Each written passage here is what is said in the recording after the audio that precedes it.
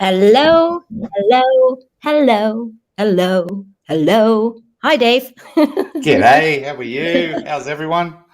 How is everyone? Hello, beautiful people. I'm so sorry. I'm late half an hour, but I had late shift today, went straight home from work, and yeah, got in the final little thingies on the timeline. Wanted to get this really good and really right for you. That's also the reason you guys won't see me because I look like a hot mess, like more a mess than hot. But yeah, everybody, Always hot. welcome in chat. Thank you, Debbie, for joining the Redix family. Yeah, what's going on? A few words. My grandfather is very ill in the last stages of cancer. It's basically just a waiting game. And that's why I also took a little bit time off YouTube. I mean, I still uploaded like premieres and stuff, but yeah, I want to just spend time with him, every day. It could be the day. So yeah, but it's gonna be okay. I mean, once he's relieved, so are we. MK10PW1000. I saw your comments before. I don't know why you're not patient with me. I think you don't know me and you don't know my channel. So if you don't want to watch, just don't watch. Okay? As simple as that. Don't complain. I'm not holding anyone hostage. I apologized. I pinned a message, just so you know. And yeah, that's all I got to say to this. Okay? Be nice. Be respectful. I'm expecting everybody to be respectful to me as I am to them. As simple as that. Hi, Dave. Welcome to my channel. Thank you very much. It's wonderful to be here. It's always great to come over here because the facts that you deliver on your channel are second to none, and it's great to be in your life privately and obviously professionally here on YouTube. I just got to say that I've been teasing chat with a few things. I did say this is part one, and there are going to be over 60 slides in today's Yeah. presentation. Mhm. And we are delivering facts in this presentation. This is not an opinion. So people who think that we just tell lies and this and that, or this is not, this is not an opinion. These are facts based on the discovery and information that we can prove to you that are facts. Yes, So exactly. that's So exactly how it is. all the information comes from the discovery. Then we obtained some information from people, as you guys know, there are people working in the background on this case. And we obtained some information from some special people we are allowed to share. Yes. And what I basically did is I built that in to the timeline. So I took the timeline of the discovery and build in what we know now. In part one, you won't be seeing like that, exciting news in the first few days. But then when we come up to July, it will blow your mind because now we know and we can pinpoint exactly what Chris Watts did, and it all basically comes together, right? So everything fits. Yeah. It Don't truly laugh. does. It does, everyone. Some information we came across in the last few days that is in today's presentation is going to blow your minds. And I'm Yeah. terribly sorry. And we are delivering it today. Yes. That piece of information. Yes. There's more to follow. I only managed to do, thanks Anna for joining. I only managed to do up to the 26th of July. And I Oh, stopped there wow. We got to the because 26th. of July. Yeah. Oh, my God. Oh, wow. This is even better. This is This is actually even because better. I This is even worked better. all night. Yeah. When you were sleeping already, Yep. I still worked. I worked Yes. till 4:30 in the morning, got up at Oh, my 7, goodness. went to work till 9, and straight back to the timeline. Okay. Without Liking further the red ado, Kim. Thank you for your super chat. thank you. Oh, thank you so much. I did not see Liking that. the red Kim. Thank Thank you so you. much. Thanks. Also, you guys join me on Twitch because this will be the future for my channel to go. I'm still building my website. I don't really, I do trust YouTube and all that stuff, but I'm always looking out for different other platforms. So yeah, reserve your first row seat. It's for free. Join me on Twitch. Yeah, without further ado, it's already late. 300 people in here. Perfect. I'm going to share my screen with you guys, and I'm going to go through this basically, a little bit slow because I don't know if I put it in the slides so everybody will understand what I'm trying to say or do. Or thanks so much, Giselle. Thank you. Ocean Starter, thank you so much. Oops, sorry, pinned the wrong one. Yeah, just let me know if I go too fast or too slow or whatever. Okay? I'll interrupt you. Have you got You both your won't screens interrupt up and me. running yet? Have you got both your screens up and running yet? Yes. Dave, You would you have? please turn off your camera? Turn off my camera? Yes, of Yes, course. for Wi-Fi reasons. Yes. Done. Thank you so Okay. much. Alrighty. So here we go, everybody. Please sit back and enjoy. And I'll Yes. try not to bother TJ too much. And if I do actually disappear from time to time, I'm only ducked out for a smoke. Yeah. Okay. Oh, you guys, and don't forget to hit the notification. I'm going to have a surprise live stream next week, Saturday, with a very, very special guest and a dear friend of mine for years. So we'll be announcing Oh my God. what the KH. live stream is about 15 minutes before it actually starts. KH, you've done it again. What done? KH, don't do this. Oh my God. Thank you so much. Best true crime family. Oh yeah, I love my true crime family and this platform and, all the people in here. It's also so nice to see every time we almost have, everyone is just joining our chats and our, it's always the same people. It's so nice to see you all. Thank you so much, KH. Thank you. I really appreciate it. All right. I'm gonna share my screen. Here we go. Here we go. Sit back and enjoy, everyone. Yeah, let me do all the work. Absolutely, as you do. I'm just the pretty face. Yeah, pretty face. Okay. Part 1. Because of what we obtained in the past weeks, we named the timeline The Untold Story because this stuff is not in the discovery and you won't find it anywhere. That's why part 1, Untold Story. Part 2 will be connecting the dots. Okay? So let's move on to 2017. We all know Nicole Kessinger, and I can say her name freely because she does not have that name anymore. So Nicole Kessinger is no more. She searched for Chris Watts in 2017 on August the 2nd.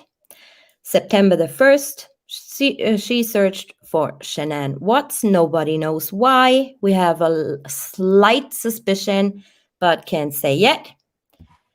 In 2018, she's again searching for Shanann shortly before Shanann's birthday on January the 7th. In March and April of 2018, Kissinger started to work for Anadarko through her contractor Tasman. So that's roughly the time she started. Nobody knows the exact time or date when she actually started to work for Anadarko. We know from her interviews that she said it was her dream job and that she was so happy to land that job because it was so rough out in the fields. So before landing the office job as a health instructor or whatever she did, she was working out in the fields, just as Chris Watts. So then some quick notes on March, April 2018 here. Chris and Shanann took $10,000 out of CW's pension fund, 401k. The money was supposed to go towards the mortgage. They were 3 months behind with the mortgage, but never paid it. Did not pay it when they took the 10 grand out. So nobody knows where that money went. We can all just speculate, and I'm not speculating, so we just don't know. Shanann spoke to a lawyer as well about divorce and custody law in Colorado, and she met him at a restaurant in Colorado. This is important to note because later on I'm going to show you something what Chris actually told Kissinger about that divorce lawyer. So then again here, March and April, spoke to the lawyer. I highlighted that. Then we come to May 29th. This is from the discovery. I highlighted everything in red we put in. And 2018. 2018, yeah. Thank you. I highlighted everything in red what we put in. And everything else, what the discovery says is normal black. So I just read that out to you. So that, again, was May 29th. At 3:40 p.m., Shanann began filming in the kitchen of Saratoga Trail. We all saw that video, right? She stepped in front of the camera briefly to show off her shirt with the embossed words, "Oops, we did it again." When she stepped out of the camera's view, Dieter, the family dog, ran off to welcome Watts entering the home. As Watts walked into the kitchen, he halted mid-stride and stared in Shannon's direction. I'm sorry. He's confused. That's because I was recently watching Charles Manson, and, you know, the girl he killed was Sharon. So his confused expression transformed into a grin, and he walked to her saying, "We did it again." When Watts returned in view of the camera, he's holding a pregnancy test, and they discussed the positive result. Watts leaned in, kissed Shanann, and with a large grin says, "I guess when you want to, it happens." Wow. Then 76 days later, Shanann, her unborn child, Bella, and Celeste were murdered. I've never, ever seen a forensic technician putting these little statements in a report. So he should not do this, right? That's his own opinions. That's his own personal feelings and emotions. And it's nice of him to state these things, but it has nothing to do with the actual report. So he shouldn't do this. On the same day, Cassie and Josh Rosenberg, friends, told Watts they have completed and are submitting employment applications in Colorado. Josh added, "Congratulations to Watts, Shanann's pregnancy." Disgusting. He shouldn't be writing this stuff. And he does it all the way through the timeline, everyone. He actually puts in his own personal opinion. And his personal opinion has nothing to do with the case. But what it can do is influence a jury, and it can influence a judge. Yes, very much Very so. much so. Yes. The technician's job and role solely is to enter data. That is it. He is not to enter his feelings or her feelings. It's despicable that it's actually in the actual discovery at all. Right. I agree.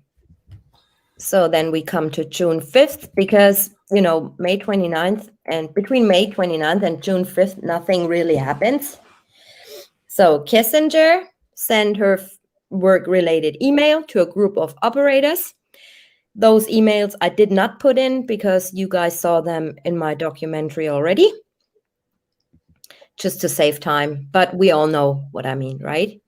So June 11th, Shanann posted the video she filmed earlier in May wearing the Oops, We Did It Again t-shirt. So she actually posted it on June 11th, but filmed it May 29th. June 12th, Watson and Kissinger's affair starts to develop. They exchange more emails. These are the emails we're talking about when they say, thank you for being honest with me, and their typical BS. Oops. Then on June 14th, Watts created nearly 200 contacts in his work phone. These included co-workers Shanann and Nikki Kissinger's mistress phone number included. So her personal work phone and mobile phone number. And no, she did not have a work mobile phone. Some people think she had, but she did not.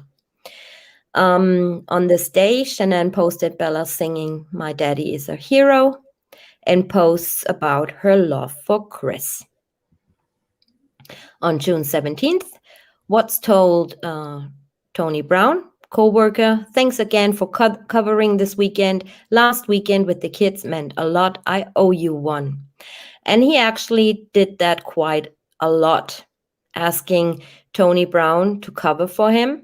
He also asks Tony Brown to cover for him on a particular weekend, like here on June 19th, when he says, I have to check out by 2 today for a doctor's appointment. If anything comes up later in the day, I will let you know. He actually did not go to a doctor's appointment. He was flying out to San Diego. During the month of June, Kissinger received and sent several payments through Venmo to Jim, Danielle, Hazelbrook, Sober Living, and her mother. Payments included shoes, tents, beer, pillow talk, and birthday party. So if you guys want to check out Venmo, just type in Google Venmo Nicole Kissinger, and all her payments and what money she received and from whom will show up. Then we have June 22nd. Shanann and Watts travel to, why did I put San Diego? Sorry about that. San Diego to attend a Thrive convention. Then here again, 15:07 hours, that's 3:07 p.m. Watts created an entry in the contact list of his personal phone titled APC Health Safety Environmental. And he basically put Nicole Kissinger's number in there under an alias, APC Health Safety Environmental. At 5:35 p.m. in San Diego with the Rosenbergs, Shanann and Watts stayed at the Seaport Tower, Manchester Grand Hyatt. Oh my God. And that evening ate at a restaurant named Season 52. I have no clue why this would be relevant to the case, but since it was in the discovery, I just put it in there. So then they obviously take several photographs in San Diego. For everybody who does not know what these numbers are, when you look right here at where it says Convention Center, the 41 is the item number. So the item they checked forensically for data, 41 would be his personal phone. Item number 40 would be his work phone. So timeline is the timeline of the phone an actual event occurs, right? So he took a picture. In this case, he took 21 pictures. So it's timeline 5,550 to 5,571. that tells us he had 21 entries. Then he has some other entries from the number 5571 to 5589. This could be phone calls, it could be other pictures, it could be text messages, anything basically. And from 5589 to 5615, he takes some more pictures, if that was understandable for everybody. So item number 40 is his work phone. Item number 41 is his personal phone. Item number 42 is Shanann's personal phone. And item number 43 is Nicole Kessinger's phone. So then I put in San Diego, CW met up with Mark Jameson and told him about NK. CW later stated that he hated that San Diego trip. He absolutely hated it. So then we get to June 26th. Watts told Troy McCoy, I landed around 2 a.m. This is when he came back from the San Diego trip. And McCoy replied, okay, cool, buddy, get some rest. Watts responded, LOL, you're crazy, kids are out of control. Here you see item number 40. So he sent this message to Troy McCoy from his work phone. Then Kessinger asked Watts if they can meet up, June 26th. Kessinger later told investigators that CW and Shanann decided to divorce in March, April this year, so 2018. This is the time frame Shanann really did talk to a lawyer about divorce and custody. So, how he knew that, I don't know. Maybe they were planning on separating earlier. And Shanann might have told him, you know what, I spoke to a lawyer about divorce, custody laws in Colorado. We don't know, right? But obviously, he told Kessinger that this meeting or this conversation between Shanann and that lawyer occurred in March and April. So that's something weird going on here. Then June 27th. In June, I did not have his geotab. I did not have his logs. And I did not have her logs. So I have all that stuff from July. That's why I did not put in any locations. At 5:27 a.m., Shanann and her daughters flew out to North Carolina, where they stayed with family for 42 days. At 2:42, NK and CW exchanged their first registered text message.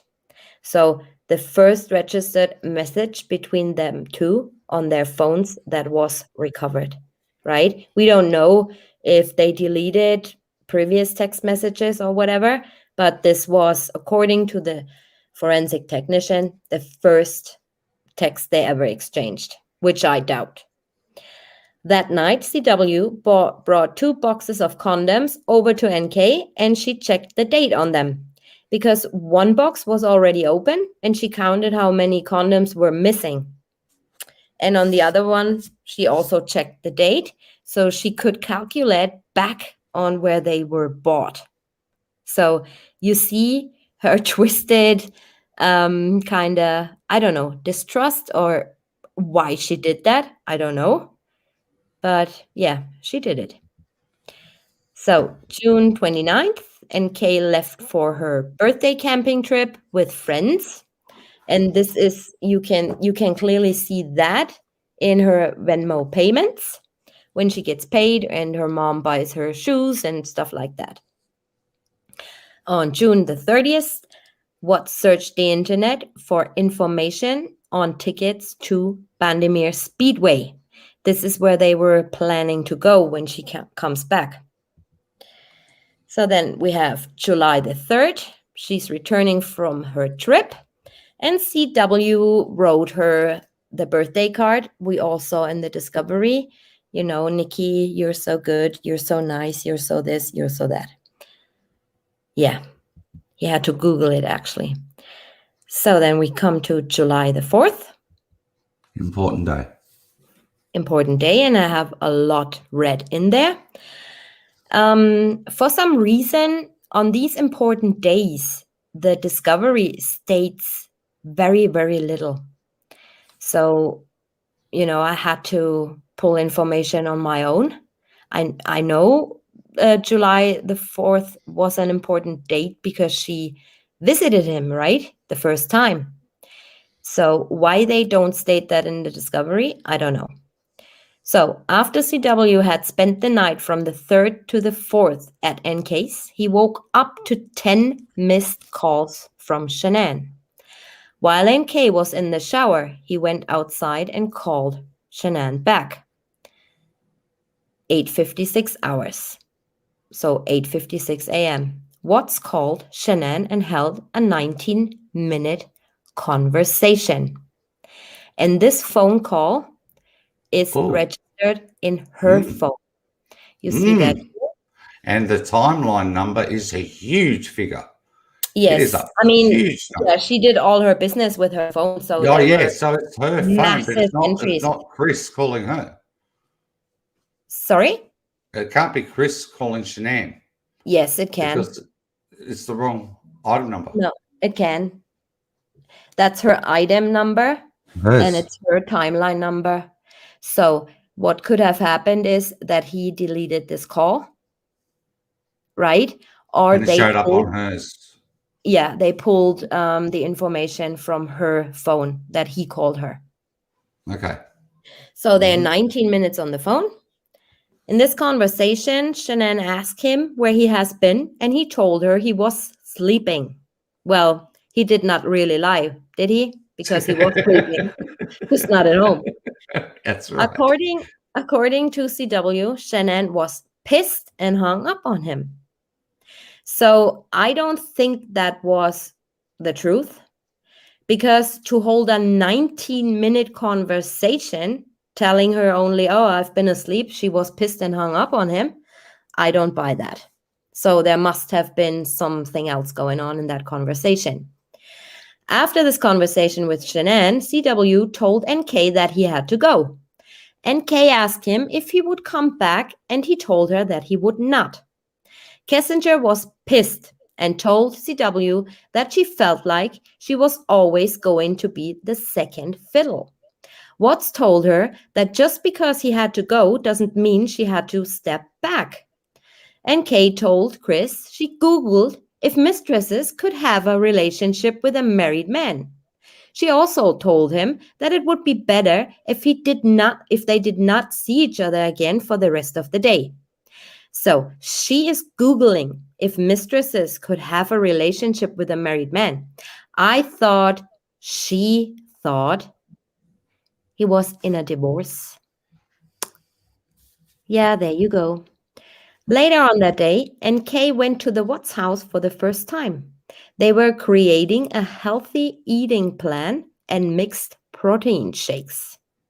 After she left for a baseball game, she asked him if he would come over to her house later that night.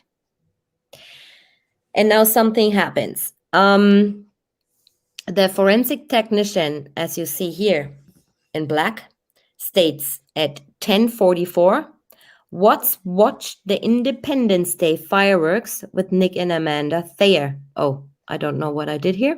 In Thornton. That was probably 3 a.m.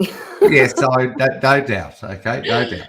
He apparently stopped by their home afterwards. His phone connected to their router. And we see loads and loads of entries. So what actually happened was at 10:04 p.m., he watched the fireworks with the Thayers. And at 10:44 p.m., his phone connects to the Thayer's home router. So the reason I'm explaining this is because that forensic technician does that quite a few times in the timeline. He skips. This is not an important time or date, but what I just put it like that because I wanted to explain to you guys. What he does is he puts several events into one event and states the time the event occurred. So, but actually, some other stuff occurs as well within this time frame. So what he does is he leaves out important times, puts it together to one time frame. And this is just something I noticed, and I wanted to show you as an example on here, because this is not really important, but this is what he does, right? So if it would have said, for example, at 22:44 hours, he left the house with the bodies piled up. And before that, at 10:04 p.m., something would ping on his phone. This is crucial information. So why put all this, in one time frame? This is just a little side note. And he does that quite a lot. And what he also does is the item number, see number 41, it says here for Chris's timeline. Well, just before you showed a slide a few slides ago, okay, where it actually showed item 40 as timeline number 5637 to 5639. Yeah, they had similar entries though. It's very much unbelievable, but yeah, I checked. It only differs like for 100 or 50 entries. Okay, so that's just unbelievable. That's just to make it that little bit more difficult for us. But we're getting there in the next few parts, and I'm gonna show you stuff you will just shake your head. Mm-hmm. All right, July the 5th. This is where I put in, because I have all his logs and all his geotab and everything. So this is where I put in additional information. Yep, I will note that when TJ writes in red, that's TJ's information that she's actually adding, and everything in black is in the discovery. Exactly. So why am I doing this? I put the times for him leaving at work and him arriving either at the Anadarko office, or he sometimes goes out to the bat cave, what they all do, like the operators, right? And what I wanted to see is if he does back up in his driveway anytime other than on the 13th. And up to July the 5th, he did not. Okay? So he says that he does that often, that he, unloads his truck Friday after work and reloads his truck Monday to go to work. But up until now, I did not see that he did that. Okay? So at 5:51 a.m., CW left for work. At 6:15 a.m., he arrives at the Anadarko office. 2:24 p.m., Shanann called Watts and held a 2.5-minute conversation found in his phone. At 6:37 p.m., Watts called Shanann and held a 13-minute conversation. She called him back moments later and held a nearly 7-minute conversation, also found in his phone. Then at 6:50, she calls him again for 7 minutes. And this is what was left out. So they talk 3 times actually, not twice. July the 6th, at 5:59 a.m., he left his house for work. At 6:15, he arrives at the Anadarko office. So as you can see, he roughly leaves at the same time every day. And it takes him roughly the same amount of time to get there. He got all green lights the second time. What? He got all green lights the second time. Yeah, but geotab knows traffic stop, so it wouldn't register. So at 5:59, he left the house. 6:15, he arrives at the office, so nothing suspicious here. So 7:48 hours. Josh Rosenberg asked Watts how bachelor life was going. Watts replied that he was exercising a lot. Yeah, I bet. Working extra weekend shifts. No, he did never. and the time was going by fast. 9:57, Shanann called Watts and held a 3-minute conversation. She called back shortly afterwards and held a nearly 4-minute conversation, also found in his phone. So what I don't get, just a quick side note. Shanann is accusing Chris of never calling, never texting, and I don't know where she's getting that from, because he does call her and text her. So I don't know why that is. I mean, maybe not in a particular time of the day, but he does call and he does text.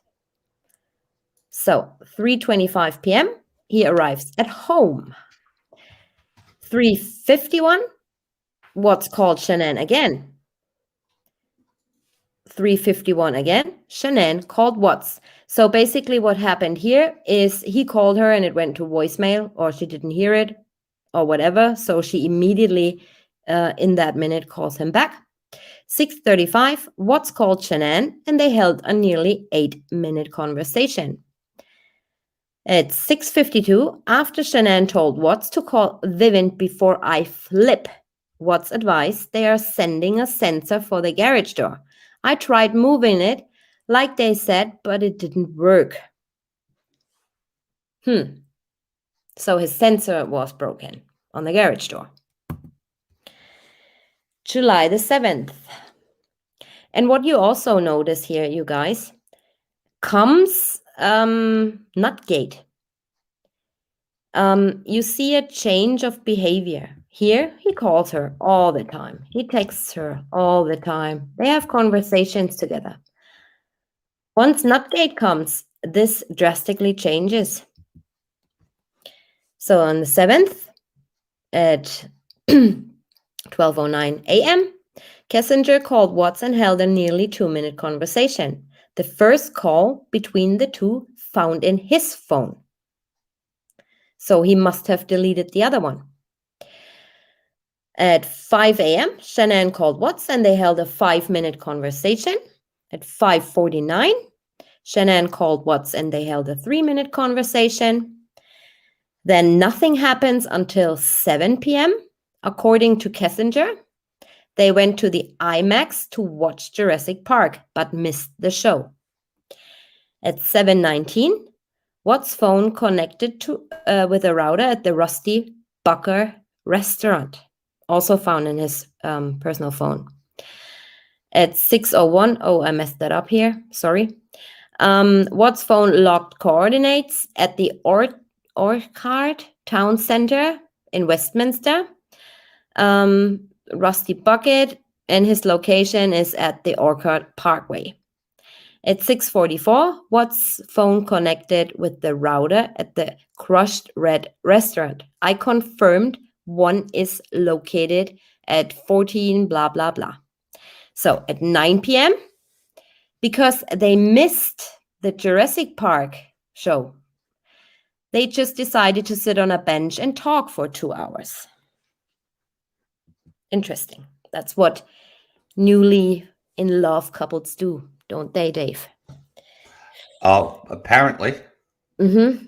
Apparently, that's what they do. That's what we all do. Yes, we do. We do. Yes, it's just been a while. So I think that's true. Yes, yeah, it's been a while, absolutely. but I don't have the time to sit on a bench for 2 hours now. Exactly. We always did back then. That was the whole thing. We've always found time for everything. Yeah. You do everything you think the other one likes. And then in the end, you're thinking, oh my God, when is this over? So July the 8th, 5:15, Watts offered an excuse for not calling Shanann the night before. I'm sorry, boo. I fell asleep as soon as I got home. That he'd killed me yesterday. I love you so much. Yeah, he was sitting at a bench for 2 hours. So then immediately when he sent her that message, he called her and they held a 6-minute conversation. So probably he was thinking, oh, I better call her, At 4:44, Shanann called Watts and they held a 20-minute conversation. July the 9th at 5:18. Shanann called Watts and they held a 10-minute conversation. And this is always before he goes to work. At 5:54, he left for work. So on this day, she is not calling him in the morning and he's not calling her. But he never does until later on. And I'll show you in a minute. At 11:09 a.m., NK texts CW, you're so considerate. These messages she sent to, I believe was it Kobach or Coda? I can't remember. Kevin Kobach. Kobach, right? Yes. So where she deleted half of it and left half of it. In those messages also it occurs that he texts her, this is ridiculous. They would freak out on Monday the 13th, but we're getting there. Meanwhile, Shanann texts several friends and visits 3 nut allergy groups on Facebook. So this is when Nutgate happened. At 3:56 p.m., he arrives at home. At 4:11 p.m., she called him and they held a 14-minute conversation, probably discussing that Nutgate stuff. At 5:24, Watts made an unanswered call to Shanann. She called back immediately and held a nearly 9-minute conversation. And that's all found in his phone. So not hers. At 8:15 p.m., she discussed how Watts' mother gave Celeste ice cream with nuts in the ingredients. Shanann felt this was done in defiance of Shanann's warning of Celeste's food allergies. Shanann told Watts, "You should call your dad and tell him you did not appreciate your mom putting your daughter at risk today, nor do you like that she teased our girls. You should also say you don't appreciate her saying they have to learn they can't always get what they want," referring to ice cream. "They are 2 and 4. Watts would reply, "I will call him and tell him what I think about this. It's not effing cool at all because it is the kids. I will set this right." This was found in her phone. And you see here from her timeline entries, 45 to 47. So 45 would be her texting him. 46 is his reply, and something happened. 47 is his reply, and something happened in between. So she is texting somebody in between. 45 is her texting him. 46, we don't know. And 47 is his reply registered in his phone. This is how this stuff works. All right, so she is telling him what he's got to tell his parents. And this basically infuriated him, right? So, yeah. From this day on, calls get less and less, texts get less and less. Can I also mention one thing about Nutgate?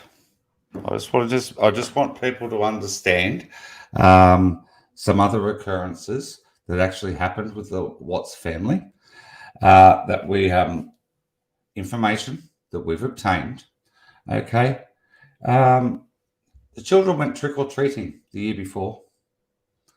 Let's continue on, please, with Nutgate. Thank you.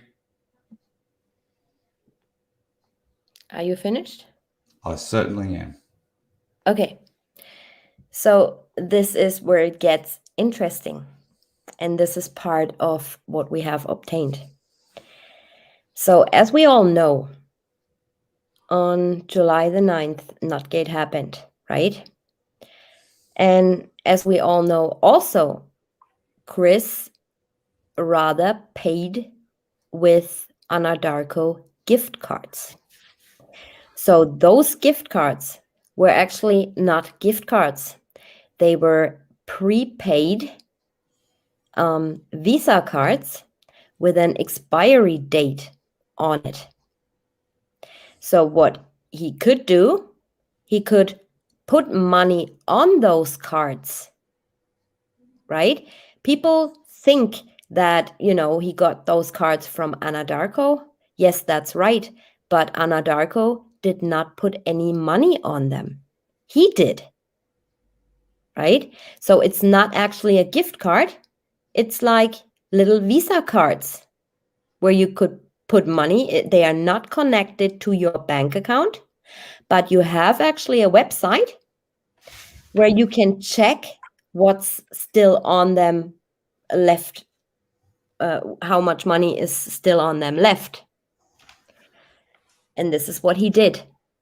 He had 3 of those cards, and he put $250 on one of those cards, the card with the number 4406. We also have all the cards, Dave and I. We certainly do. Yes. With The a grin on my Visa. face. Sorry? With a grin on my face. Yes. Good. He put $250 on the 9th of July on this card number. Okay? Just so you know, this is the first entry he ever did that on July 9th. Never before. So, July 10th. On this day, CW and K had no contact over the phone. So, meaning she did not call him and he did not call her. We don't know if any text messages occurred, of course. So at 5:59, same time, always, he left for work. And at 6:27, he arrived at the office. At 5:22, Shanann called Watts and they held an 8-minute conversation. At 7:32, you see and you notice that he is more distant now since Nutgate, right? So at 7:32, Shanann asked Watts, "You okay? It's like you don't want to talk, and I kept trying to talk, and I had to dig it out of you." Watts replied, "I'm fine, baby. The last few days at work have put a lot of responsibility on me with new people. I didn't mean to seem short, boo. I love you to the moon and back." Shanann responded, "I miss you, and I feel like you just want to work out and run." Watts claimed running helps clear my head. "It's a way to free it all." Shanann didn't buy the excuse. "I wish my husband wanted to talk to me." So this is when it all starts, right? A day later, he's distant. Wasn't that much distant before. He always texted her, called her even, called her back. They fairly spent a lot of time on the phone over the days, so not anymore. 5:20 hours, Shanann called Watts and they held a 7-minute conversation. So she still calls him in the morning, right? 5:54, he left. At 6:19, he arrives at the Batcave. And at 4:03, he arrived at home. At 4:20, Shanann called Watts and they held a 13-minute conversation. So now you can see he's not calling her anymore. At 4:46, she called him again, unanswered. And then at 5:16, he calls her back and they talk for 10 minutes. July 12th. At 4:46 in the morning, Shanann made 2 unanswered calls to Watts. Half an hour later, he called her back and they held a 10-minute conversation. And this all occurs always before work. So I'm thinking if they would have pulled all his phone records, they would have noticed that, right? But they didn't. Idiots. They would have noticed that she calls him every day before work. So they might have seen, oh, she didn't call him before work. Weird. All right. 4:49, he left. 6:15, he arrived at the office. And at 4:02, he arrived at home. July 13th. At 5:25, Watts called Shanann and they held a 1-minute conversation. Then a couple minutes later, he called her for 4 minutes. Then at 5:46, he left for work. 6:14, he arrives at the office. And at 7:24, first time he logs into his Facebook again. So here we're missing an entry. I just want to explain that to you because it's going to be relevant in part 2 and part 3 of this timeline. So timeline of his personal phone, 5843. Then he does something else with his phone, and it continues on 5845. So there was something he did in between those two entries. And then it continues on. He does nothing until 7:24 when he logs into his Facebook. Then at 3:21, Watts called Shanann and held an 8-minute conversation. He called her back moments later and held a 12-minute conversation. As you can see here as well, he had 11 entries in between. So between 7:24 and 3:21, 11, 12, it's actually 13 entries. So he did 13 times receive messages, send messages, call somebody, receive calls, takes pictures, whatever he does, right? Times, yes. The 46, 47, sorry. Yeah. 1 plus 10. Mm-hmm. It's all good. Okay, it's late. I understand. So he calls her back. And yeah, that's the two entries. So 57 is when he calls her, and 58 is when he calls her back moments later. So this is right. And at 4:07, he arrives at home. July 14th, important date as well. I got mad because I thought I could give you a son. Right? We all remember that. This is going to be a lot from now on. So this was just unimportant stuff, and now we're getting into the good stuff. I'll be back in a minute, everyone. Please keep going with the show. Yeah, DJ. happy smoking. Yes, I'll be back very soon, everyone. You should stop. So at 9:58 hours, that's 9:58 a.m., Kessinger called Watts and held a nearly 5-minute conversation.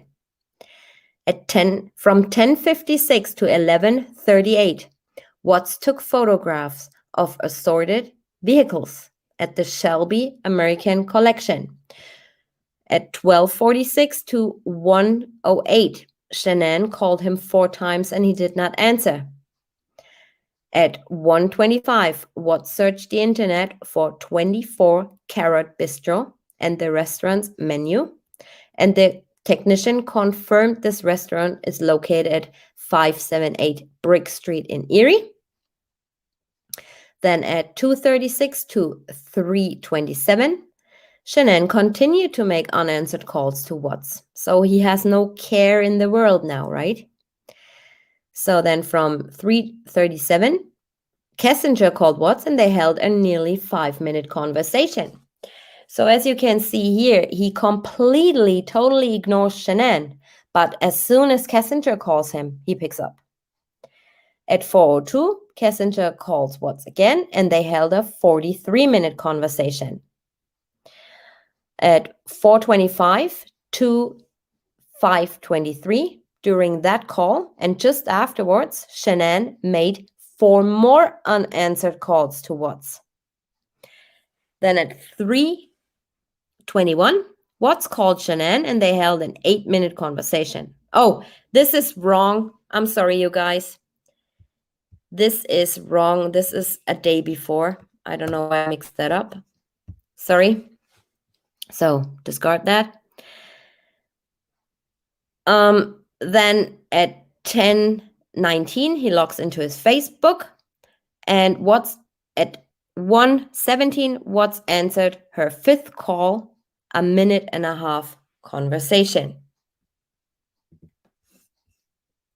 So he does answer, but he answers quicker when Kessinger calls. So are we on the same? Yeah, we're on the right thing. July 14th, here you can see her actual phone logs. At 9:58, she calls him for 5 minutes. At 10:24, she calls him for 1 minute. And 1 minute is most likely going to voicemail or, leaving a voicemail, something like that. At 1:25, he searched that restaurant. She makes unanswered calls to Watts, Shanann. And I put this so you can see that she calls him in between, and they hold a conversation while Shanann is trying to reach him, but he wouldn't pick up. Then 3:37, Kissinger called Watts and held a 5-minute conversation. At 4:02, she called again, and they held a 43-minute conversation. And you can see here that she pinged in Frederick, right? So at 10:24, this was the day she picked him up at home. So 4:02, she called him, and they held a 43-minute conversation, as you can see here. And she's pinging in Thornton, so she's at home. During that call and just afterwards, Shanann made 4 more unanswered calls to Watts. And at 5:23, Watts called her finally, and they held a 10-minute conversation. Then he starts to check out dioptase and Dave Bunk minerals. And I highlighted that in red. It's not me putting that in. It's in the discovery, actually. But everyone who had seen my documentary about the case, part 1, part 2 is coming soon, by the way. He's searching for that dioptase. So I was wondering what they were talking about in these phone calls and at the restaurant and stuff like that. We all know she was very much into these stones and crystals and minerals and stuff like that. So she must have, I don't think Watts would ever look for stuff like that on the internet. I don't think this is his field. So him searching for dioptase and Dave Bunk minerals must be something she suggested to him. Just my opinion. So then this happens. According to Chris, while at the house, Dieter led NK upstairs. She came back down with this frozen look on her face. And this is what NK says. Why are we doing this? Are you willing to give all of this up? And Chris told her that Shanann and him were actively trying to have another child before they met. He says, she freaked out, yelled at me, and stormed out to her truck, sitting in her truck, texting me for 30 minutes. Kissinger later apologized to Chris for freaking out by saying, I got mad because I thought I could give you a son. So you guys, I never, ever, ever believed she did not know that Shanann was pregnant. And if you guys remember Shanann putting up that little bodysuit, that New York Yankees or what it was, that blue stripy one she bought for Nico. I don't believe that Nicole never saw that. I truly, truly, truly do believe she saw that. And by her saying she never had a Facebook account, she's lying, flat out lying. Because back then in 2018, we actually discovered her Facebook and we took several screenshots of this. So she is lying, saying she had no Facebook. Also, when Shanann and the girls went missing and she was Googling for news outlets, the technician actually puts in a snippet of the data he recovered from her phone. And it's actually a Facebook post. But I'm going to show you that when we get to that date, okay? So she's lying. She had a Facebook account before, and I don't believe for a second she did not know that Shanann was pregnant. And for her saying, I could give you a son, seeing that blue, stripy little New York Yankees bodysuit Shanann posted, I think this is just, my opinion, my thoughts, kind of. I cannot prove that she really saw it, but why would she come up with, I thought I can give you a son? And, just minutes or hours before Shanann posts this, little blue. And we all know, these days it's not like babies, girls were only pink and boys were only blue. They were everything. But, you always have in mind a little boy when you see like blue little thingies for babies, don't you? So I think her seeing that on Shanann's Facebook is the reason she said, I thought I could give you a son. But like I said, you guys, that's just my observation, my opinion, my thought to this. I could be totally off, totally wrong, but it's kind of weird. I'm back. So, yeah, you missed half of it. We're already done. I was actually watching it. No, okay. So July 15th, I'm sorry. At 7:15 hours, Watts called Shanann and they held an 8-minute conversation. 11:37, Shanann called Watts and they held a 5-minute conversation. At 12:36, Watts called Vivint and they held a 20-minute conversation. He even entered Vivint into his contacts following the call. Watts took 3 images of his basement from different perspectives to capture the layout. And I'm just giving you a second to think about this. He's taken 3 images of his basement from different perspectives to capture the layout. And you guys were talking July 15th. After I got mad because I thought I could give you a son. Dave, say something. Yes, it's very interesting. Very interesting where this is leading to. That's all I can say. I just really don't want to say anything because I've got so much on the tip of my tongue. You don't want to hear from it at this very minute. Can you take the sweater out of your mouth? I did not understand a word you were saying. Okay. You're mumbling. All right. Okay. I'll just need to be careful with what I say. Yes.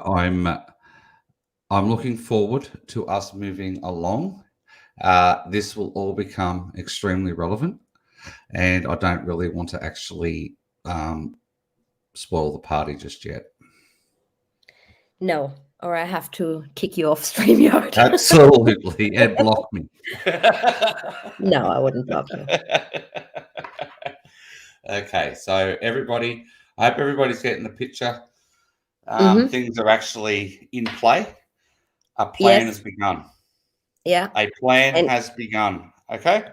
And always keep in mind, you guys, what I told you about when Nutgate started.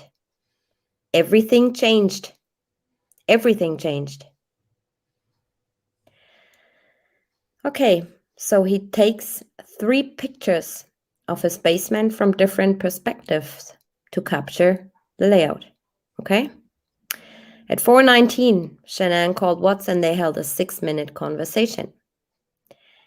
At 4:35, Watts took 3 more images of his basement from different perspectives. I believe he was documenting the work he spent cleaning and organizing the basement as evidenced in the photos. So I think this is oh, there's a U. I don't know why there's a U. And I.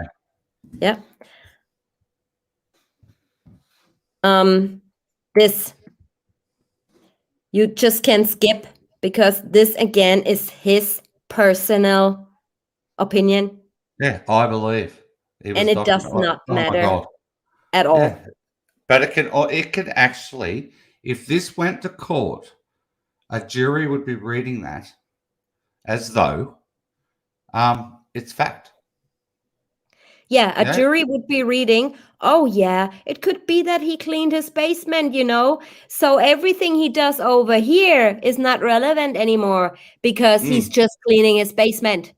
Mm-hmm. If he wouldn't have put this stuff, his personal opinions all over the freaking discovery, we would already have solved this case. So what I'm Correct. going to do is this, right?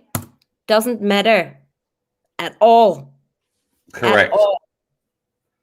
Because what he believes is irrelevant to the case. We all know that basement was immaculate at all times. It was organized. Shanann organized everything into little boxes. And Chris also was not a messy person. He was cleaning all the time.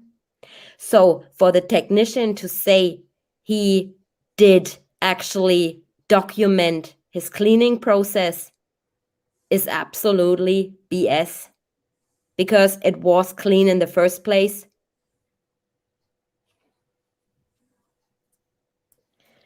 He wants to tell me that he goes down the basement at 12:50, takes 3 images, and goes back down in the basement at 4:35, takes another 3 images of his basement because he cleaned? 4 hours later? No. No. No. Just no. Then he would have taken 6 pictures, right? Absolutely. Absolutely. Or was he saying, oh, I forgot to photograph the side where the heater is or whatever, so I'm going to go down again? No. No. July 16th. So from this day on, Chris includes Nicole in his morning routine calls. Yes, Nicole Lee Kessinger. Mm-hmm.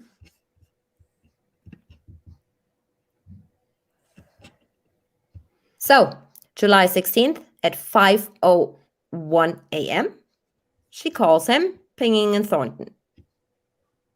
No, he calls her. Sorry, he calls her. She's at home. They talk for 3 minutes. This is wrong. This is supposed to be here. At 5:33, Shanann called him and they held a 5-minute conversation. Then at 5:44, this is somehow up here. It should be here. At 5:44, he left for work. And at 6:15, he arrived at the office. 8:35, Watts took 3 photographs from an Anadarko corporate office in Platteville, one of which was of a sunflower near what appeared to be his work truck. This would not be the last time he took photographs of flowers. I suspect, again, he took these 4 and shared them with Kessinger.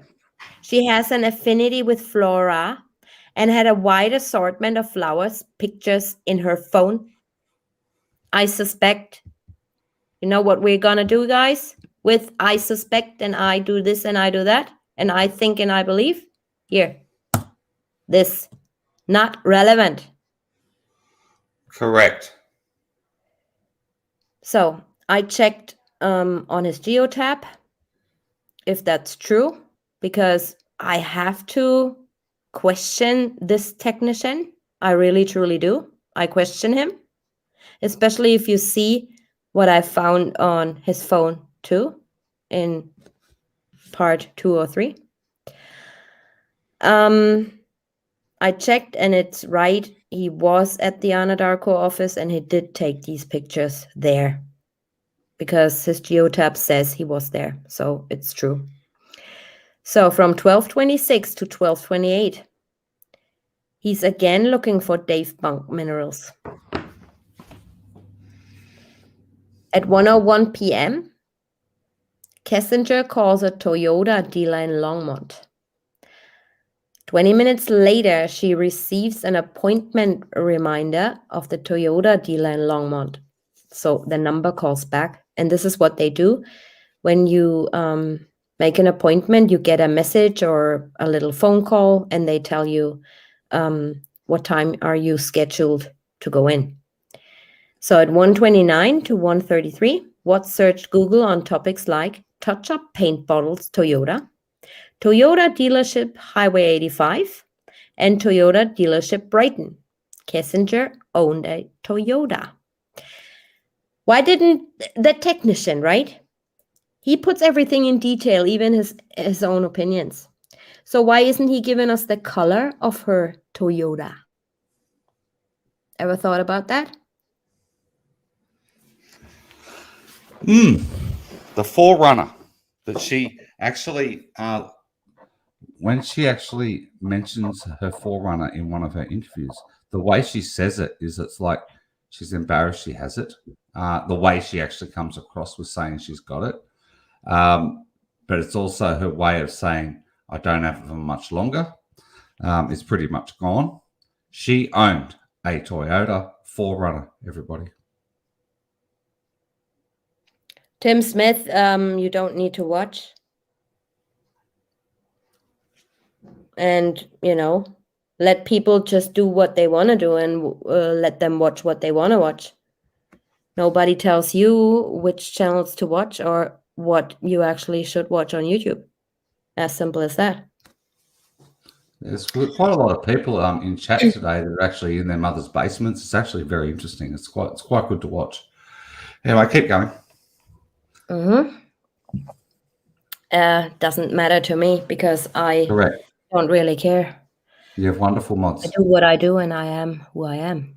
So, where have I been? Oh, the dealer. Yeah. So isn't it interesting that she must have texted him or something, and he immediately tried to help her, looking for touch-up paint bottles, looking for Toyota dealerships, So this is how concerned and helpful he is to her, but not answering her Shannon's phone calls. 3:42, he arrived at home. From 3:46 to 4:24, Shannon and Watts exchanged several calls, holding nearly 33 minutes in conversations. Good. 17th. This is where it gets a little bit tricky.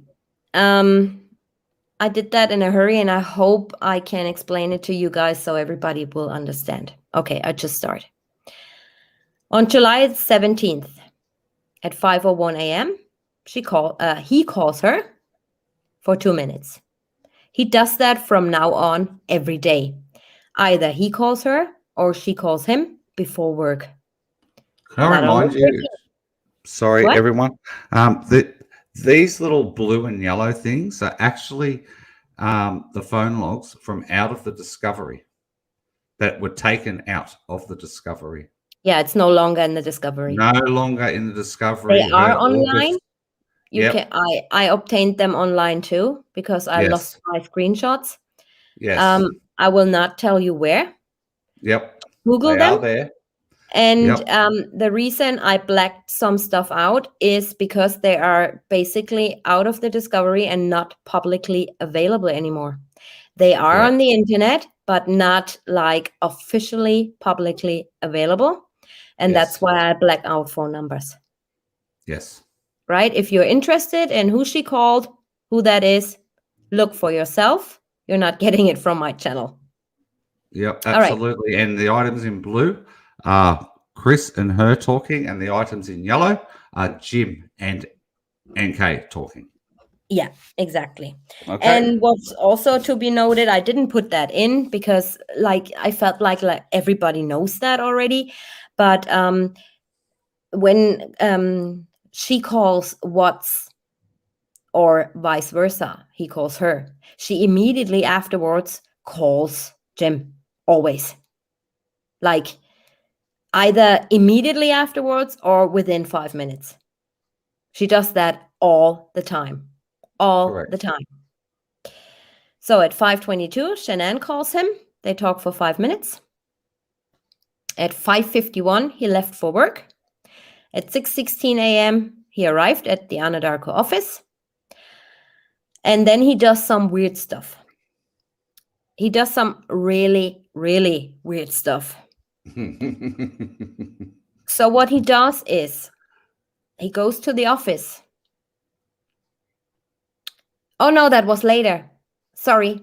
Forget about that. That was later. That was a day later.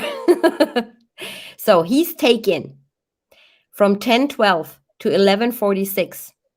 He took several images of trees and grassland flowers in an open prairie just north of Roggen. And why I put that there is simply because I want you guys to remember this for part 2 and 3. I'm going to be showing this again, but just so you know, this will be significant. The locations and the times gonna be significant to his actual phone significant locations. Very, very important, everybody. Absolutely huge.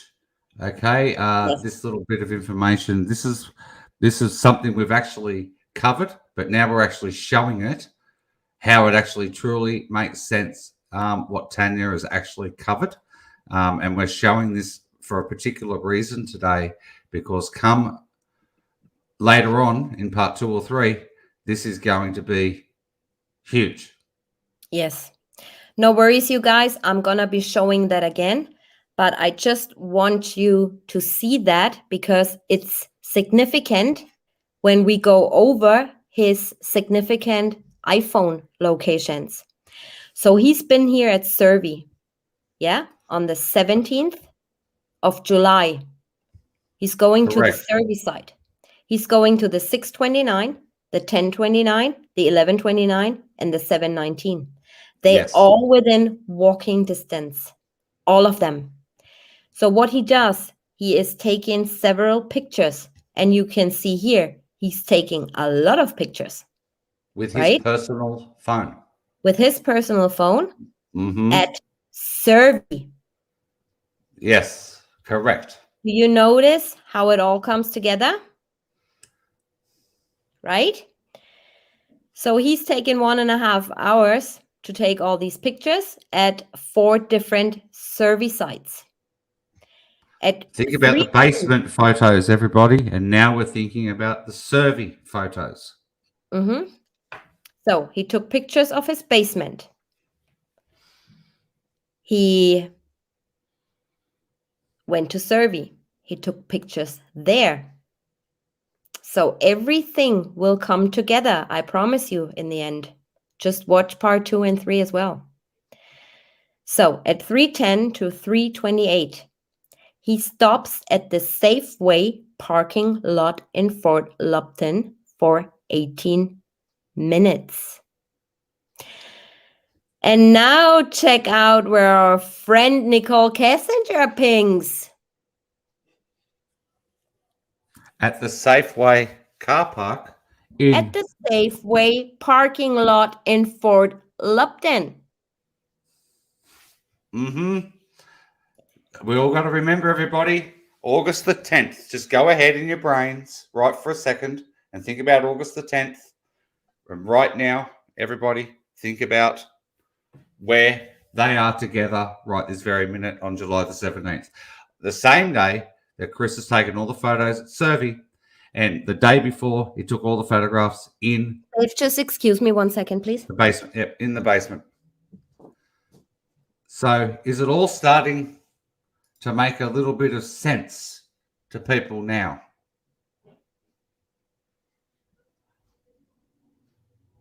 I hope you are all understanding why we're doing what we're doing, because this is actually significant. Nobody was ever meant to look at this and make any sense of it. Me and TJ have spent a week on the phone with each other making sense of this over a week, trying to make full sense of all of this. Yes. Okay, so it's quite simple. The basement photographs, the images of all the sites, not Survey 329 or not 319. 319. Okay, but the other survey sites, yes, and they then met up at the Safeway in Fort Lupton, the same place Troy apparently met up with Chris for the fire stick on August the 10th. So I hope it's all starting to kick in into everybody's minds and the doubters' minds. There is a plan in place of some description, and we're getting there.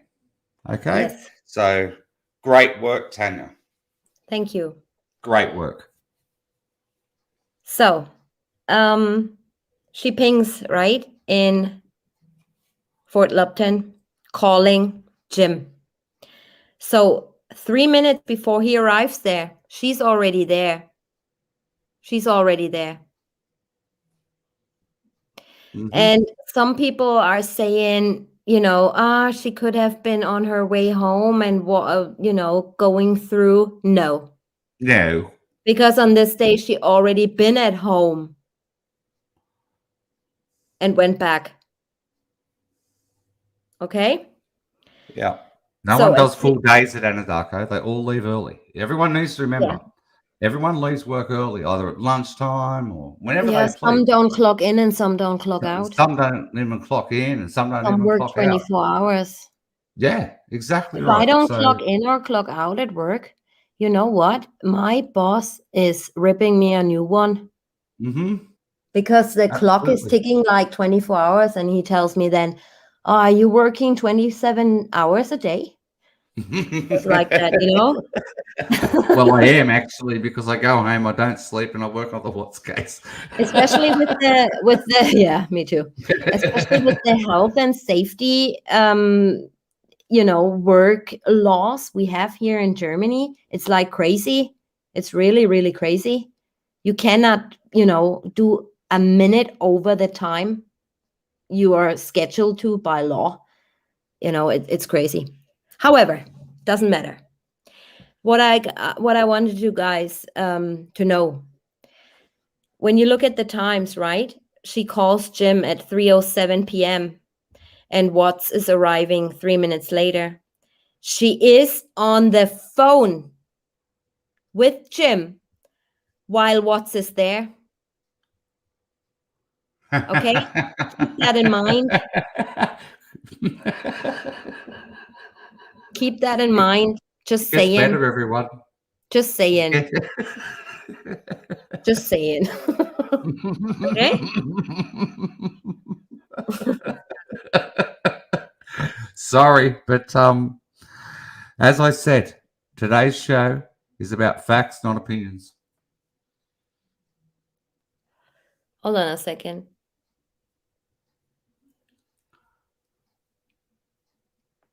Oh, sorry. I thought I saw something. Okay. So he goes home.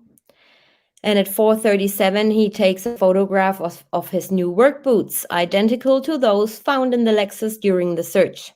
Okay. I don't know why people take pictures of their work boots or pictures of their temperature in their fridge, but we're getting there. So, on that day, July 17th, he puts another $250 on another Visa card. Then he puts another $50 on another different Visa card. So he has 3. 2 with $250 each and 1 with $50. July 17th. Okay? July 18th. What do you guys think about my brown bikini? I thought I didn't put any pictures in there, but I had to put a brown bikini. And Michelle, thank you for your super sticker. Oh, thank you Thank so you. much. Thank you so much. Okay. 5:15. She calls him. Oh, no. Sorry. He calls her for 2 minutes. 5:26. Shanann calls. And they talking for 4 minutes. Then at 5:30, he calls her again. You know? At 5:34, he calls Shanann. And at 5:50, he calls her again. Yeah, so he really did it this day. At 6 a.m. he's leaving for work, and at 6:25 he arrives at the office. At 9:45, for the first time, Watts transferred assorted images of Kissinger, some semi-nude, into his secret calculator application. Certain images were taken by Watts, as evidenced by his reflection in a mirror in the background. I did not want to put up this picture because some people are saying, why are you putting this picture up? Some people are saying, oh, she's so beautiful, and that's why I put a little bikini, just the bikini top. So everybody has in mind what picture this guy is talking about. All right, at 3:20 to 3:58, he arrived at home, but sitting in his truck. And I wanted to share this with you guys because so many people think that this is not true and that they don't pull over when they are on the phone. And it is true. From 3:20 to 3:58, when she calls him, he's on his way home, at home, here, Saratoga Trail.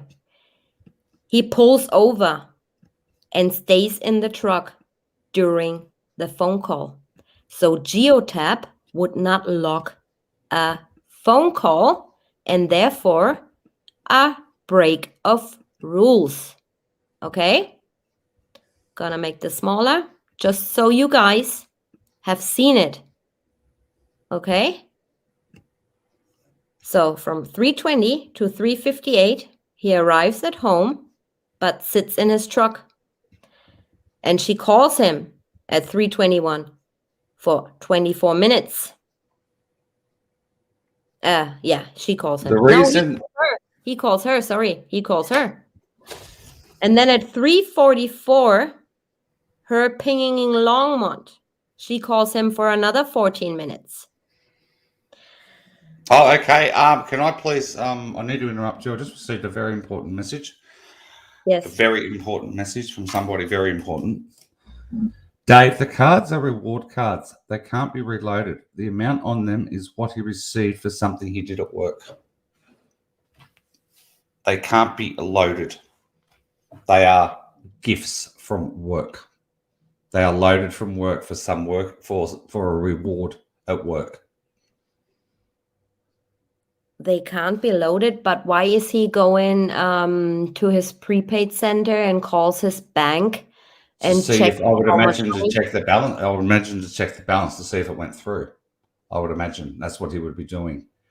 Yeah, but these cards have nothing to do with his bank account. No. But I'm saying, you need to trust who I got it from.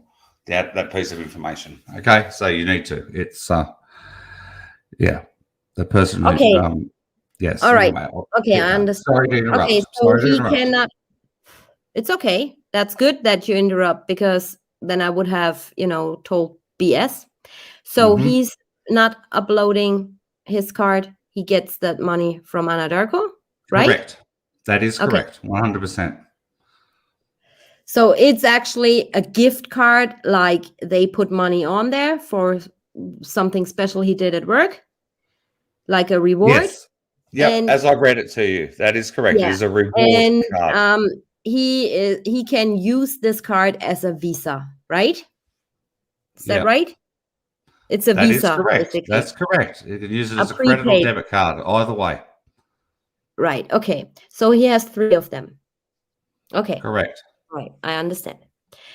Okay. Then at 7, no. Before that, she calls him, as you can see here, and she's leaving her first giggly voicemail you can find on my channel. I uploaded both of them. And see where Madam is pinging? Mm-hmm. On the 18th. That's correct. Right? Mm-hmm. So she's leaving him this voicemail, and he calls her back 6 minutes later. And she's still around his house. Okay? Just so you know, she's a little stalker. Stalking him. What is he doing? Want to know, what is he doing? So, oh God! Look, what I know, what I can say are two different things. I'm sorry. Why are you laughing? Because it's just a reaction. I'm sorry. Okay. Okay. So it's 7:26. Watt search for Shore Haven, North Myrtle Beach, probably in preparation of his visit to North Carolina. Right? They wanted to go to that beach. And at 9:04 p.m., he calls her for only 2 minutes. July 19th, 5:16 a.m., he calls her for a minute. 5:30 a.m., he calls her for another 5 minutes. Then he calls Shanann, and they talk 10 minutes. At 6:06, he's leaving the house. At 6:31, he arrives at the Anadarko office. Then the technician finds something what I never guessed he would find. What's called an unidentified contact. No name, no number, and held a 7-minute conversation. So no name, no number. I personally have a burner number.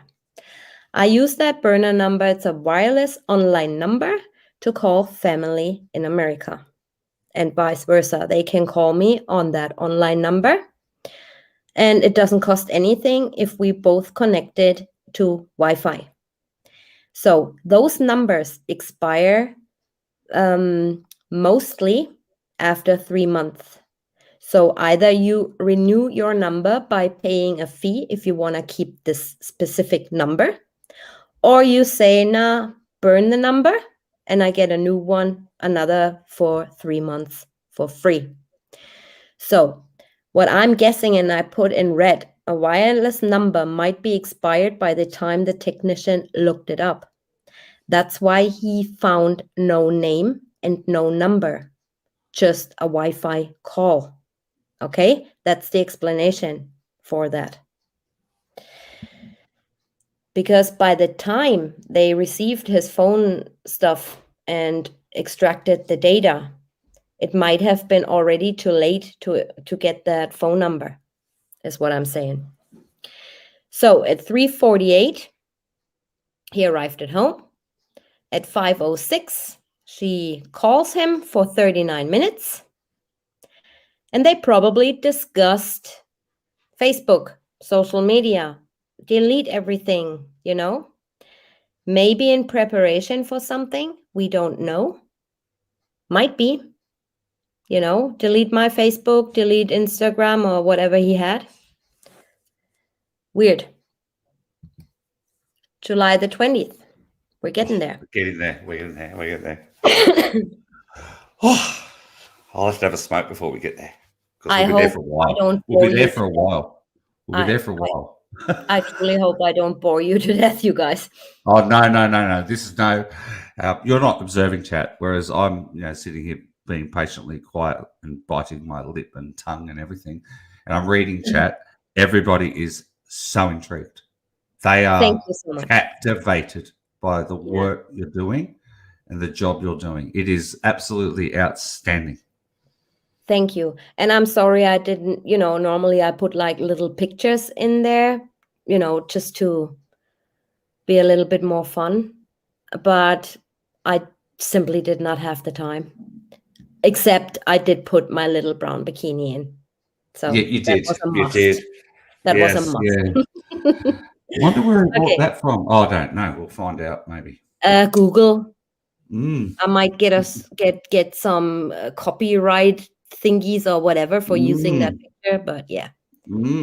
Exactly. Um, just a little tip, you guys, if you want to do videos or you have your own channel, just go to Shutterstock and you pay like a $5 or whatever a month, and you can use all of their pictures. They're all licensed, and nobody can get copyrights on your pictures because you bought a license. Okay, just a tip aside, if you need pictures from something, from a criminal case or from whatever, go to Shutterstock. They have everything. Pay a little Oh, bit of really? money. Yeah, Really? yeah. Well, if there's a particular creator watching right now, or any of that creator's mods, I highly advise you. That would be a very good place for you guys to be. And I'm in full support. I am anyway over at my channel, in full support of everything you're doing right now to stop the hate. Keep going, please. Yeah, there is a list I actually have. I can send it to you, Dave, after the stream. That would be awesome. And you can pass it on. Several sites where you can, for very little money. I mean, it depends on what pictures you want. If it's a case like that's pretty popular at the moment, you could actually pay up to $100 per picture. But if you want to have it, then you pay. As simple as that. And you have it licensed, and nobody ever can get you for copyright or something like that, ever. Awesome. And they even send you a license with the picture number and all that stuff. Okay, let's keep moving. At 5:15, he is logging into his Snapchat. And I gotta tell you something about this, you guys. Yeah, 1:59. The technician puts Toyota Group Peekaboo in brackets, as if this was Chris Watts's name on Snapchat. It wasn't. Okay? Toyota Group Peekaboo. I'm not going to say what that is on my channel. But here, write it down. Write it down and Google. Okay? And it will show you what it is. So, what he did here was looking into his Snapchat, typing this in. So he was looking at some nice pictures. Let's put it this way. Okay? So everybody who wants to know, this is not Chris Watts's Username. nickname. Okay? Dear technician of Colorado.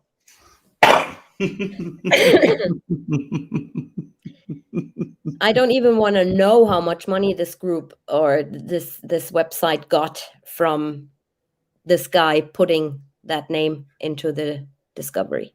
But okay. So at 5:15 a.m., he calls her for 21 minutes this time. Oh, wow. At 6:07 a.m., he's leaving for work, and at 6:33, he arrives at the Batcave. At 4:37, he arrives at home. And before that, he met up with NK at her place and stayed there for 30 minutes, according to his geotab logs, with his work truck. So he stays there. Maybe he did not go in. Maybe he did stay in his work truck and they met outside. I don't know. But he went straight from the field or wherever he was to her house and stayed there for 30 minutes. So at 5:04, he searched Google for the best beer in Colorado. And I'm going to show you in a minute that he actually bought beer or wine or whatever. At 5:09, he asked Christina Meacham, Shanann's friend, do you want me to talk solely about the experience with burn, or say I've been on Thrive for over 2 years, lost 555, and then go into the burn experience? Christina would reply, the experience with burn. The difference is it made and what you have felt. Call starts at 8:30 p.m. Okay, so the super promoter under Shanann doesn't even know what she wants him to say, because he's wearing those patches, but he doesn't know what they actually do. So, and then I put in brackets, was what sick of social media.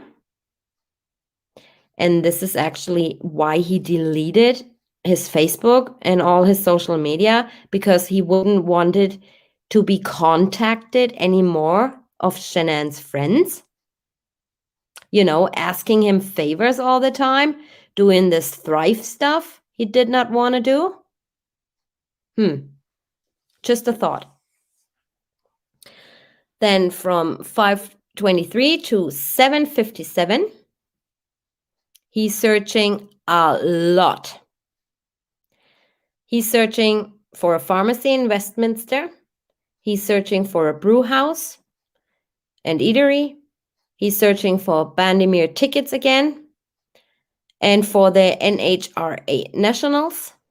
He's searching for 24 hours fitness in Westminster and Thornton, because he wants to go to the fitness club where Kessinger lives, obviously.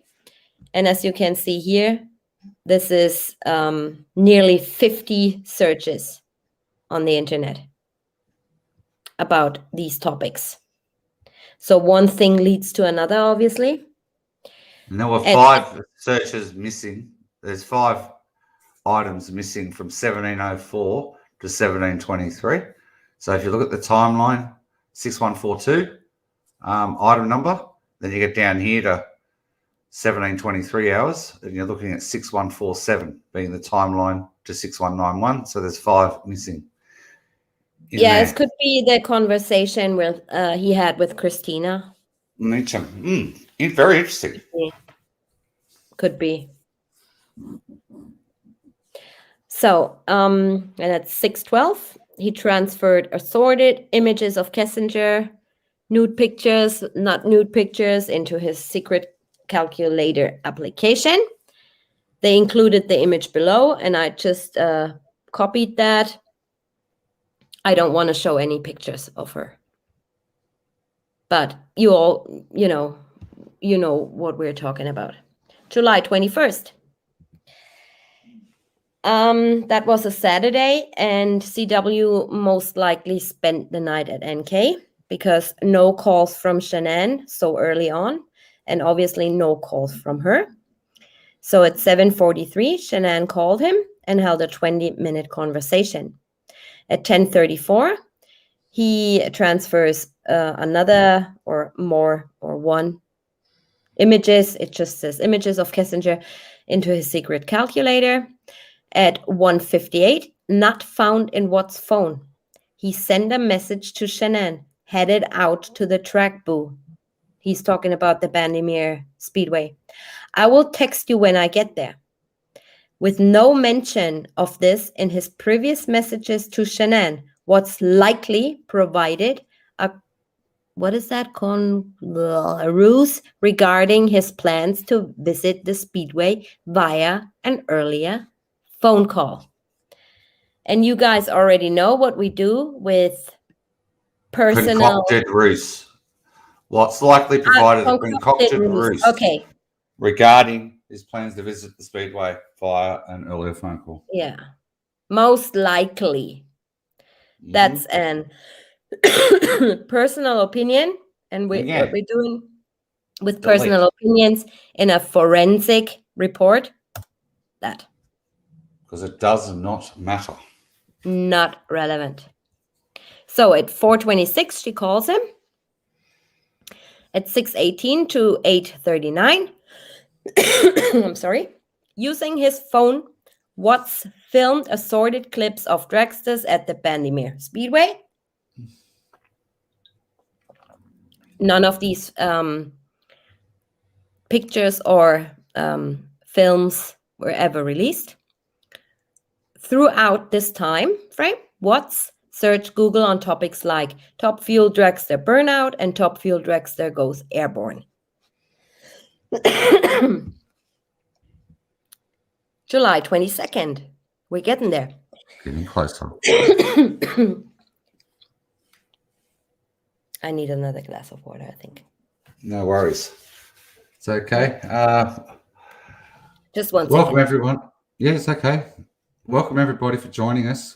We definitely appreciate everybody being here and supporting Tanya in our quest together to actually get to the truth in this case. And we can assure you there is lots of truth still to be found. Completely plenty of it to be found. It's despicable, the lack of investigation that was done in this case and how the court accepted the 9 charges that Chris was charged with is absolutely beyond me. And we're working our way through a timeline to figure out how any of those charges are actually relevant. And we are going to get there, people. We are going to absolutely get there and show you all and prove to you all. Okay? Other people belong in prison. And we are going to get there and we are going to show you all. And we are going to basically prove it. So keep going, please. Thank you for Tanya. covering me. Not a problem in the world. And I'll be back in a moment. Happy smoking. All right. It's 7:52. Watts called Shanann and they held a 12-minute conversation. Shanann called him back afterwards and they held an additional 14-minute conversation. I'm sorry, you guys. I have such a dry throat. At 9 a.m., he searched Google for Home Depot near me, Broomfield. So near me, Broomfield, where has he been? At 1:48, he's searching Google for Spanish dancing near me, red wine made in Argentina, and the Cheesecake Factory. And you guys keep that in mind for what I'm going to be showing you in a minute. The Cheesecake Factory and red wine made in Argentina. Then at 1:54 p.m., she calls him for 54 minutes. At 3:25 p.m., Shanann calls him and they hold an 18-minute conversation. She called back afterwards and they had held an additional 21-minute conversation. July 23rd. So this is obviously a work day because he's calling her in the morning before he goes to work and before he calls Shanann at 5:15 and at 5:30. At 5:40, Shanann calls him and they hold a 2-minute conversation. At 8:25, he transfers some more pictures of Kissinger into his secret calculator. At 5:02, Watts called Nicole Utoft. Nicole Utoft, I think she married and now is Nicole Atkinson. Briefly. And I actually wanted to ask you guys, do you know why Watts would call Nicole on July 23rd? Was there anything I might have forgotten to put into the timeline? Because I could not find a reason, like when he called Christina Meacham. I could not find a reason why he would call NA. So I was wondering if you guys know something. Let me just look in chat if you guys know why.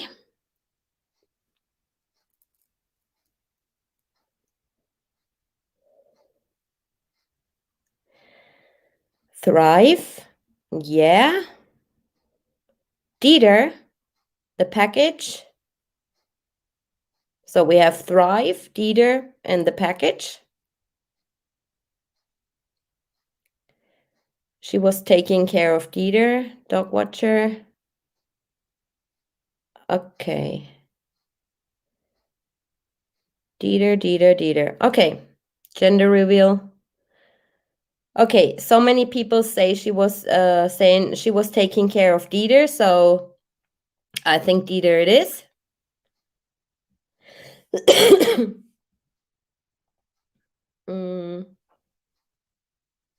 Gender reveal comes up a few more times. Yeah, but I think it was most likely something about Dieter when you guys say it was Dieter, right? And briefly, I mean, I don't know. All right. So at 5:36, Shanann called Watts and they held a 9-minute conversation. At 5:49, he calls her for 3 minutes. NK. Then he's searching Google at 6:02 p.m. for clean eating restaurants near me and near Erie. Watts also searched again for the 24-carat bistro and the Lazy Dog restaurant. At 6:05 and at 7:27, she pinging in Broomfield, calling Chris.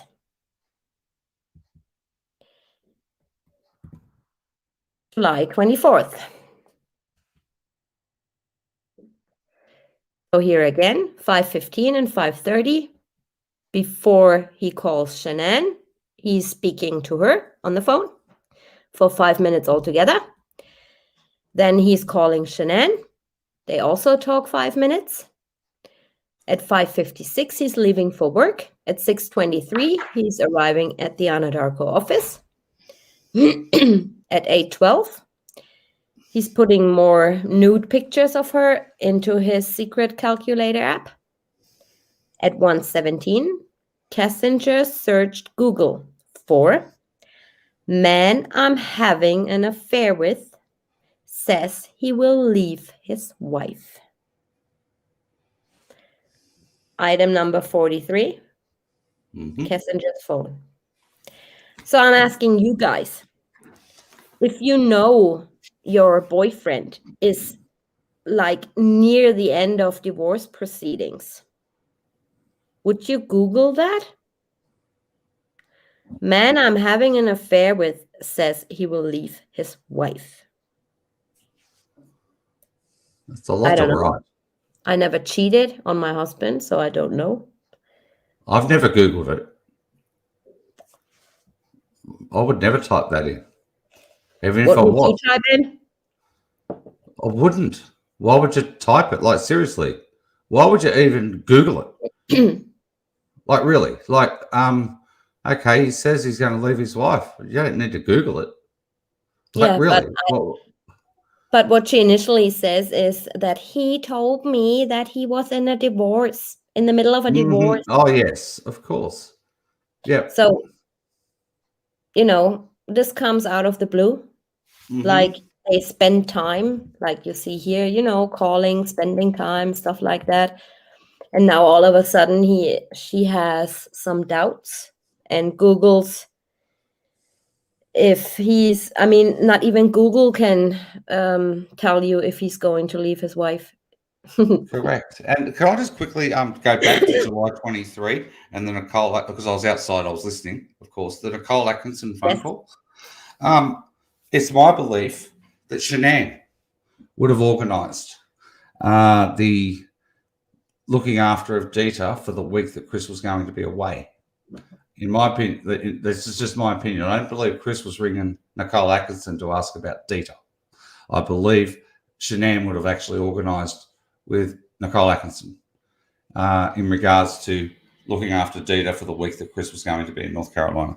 That's an opinion. It's not a fact, but that is just something that I believe would have actually transpired. Yeah. I don't know. I mean, yeah, probably. All right. So she's Googling, having doubts, is not sure, whatever. 3:49, Shanann called Watts and held a nearly 10-minute conversation. I hate that when the technician says nearly. I don't know why. Just say 9 minutes or 10 minutes. Don't put nearly. If you don't give the seconds and the exact time of that phone call, don't say nearly. Just give the exact time. Would help us, right? Yeah, 9 minutes, 20 seconds. Phone call. Yeah, 21 or whatever. Exactly. Yeah. So at 4:05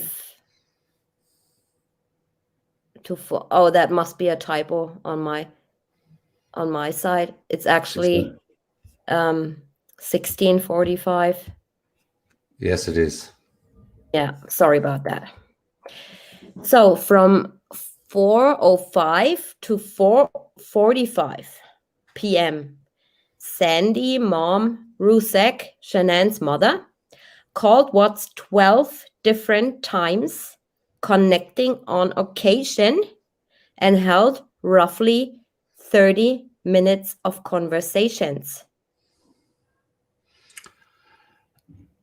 Huh?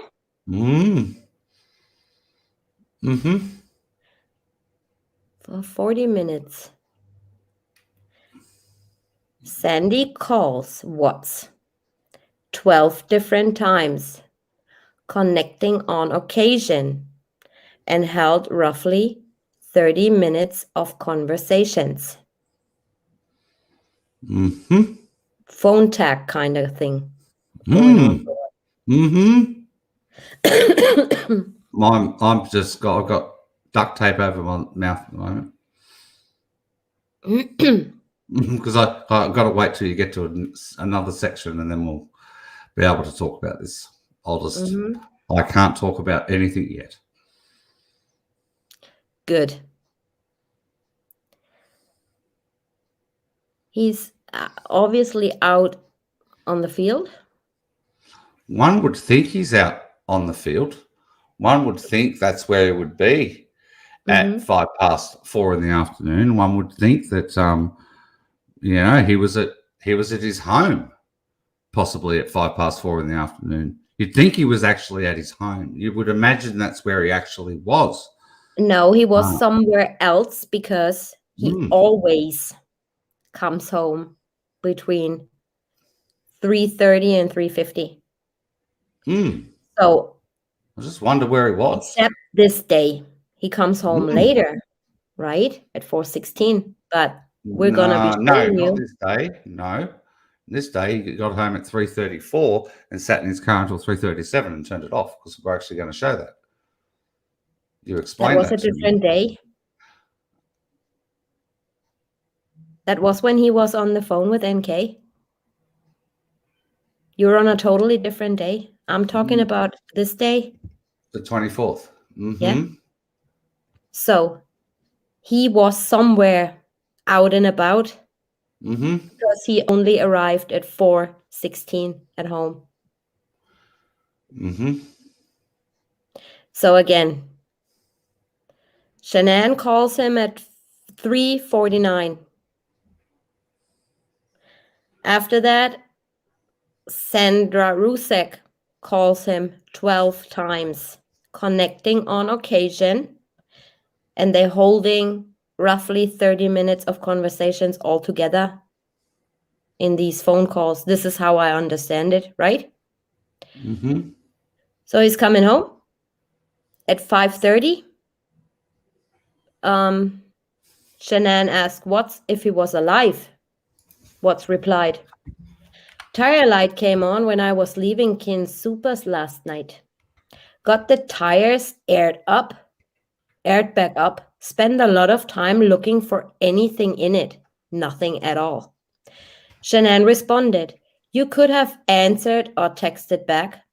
Thought something happened, but you don't care about others' feelings or think you're with another girl, or worse, no consideration of others."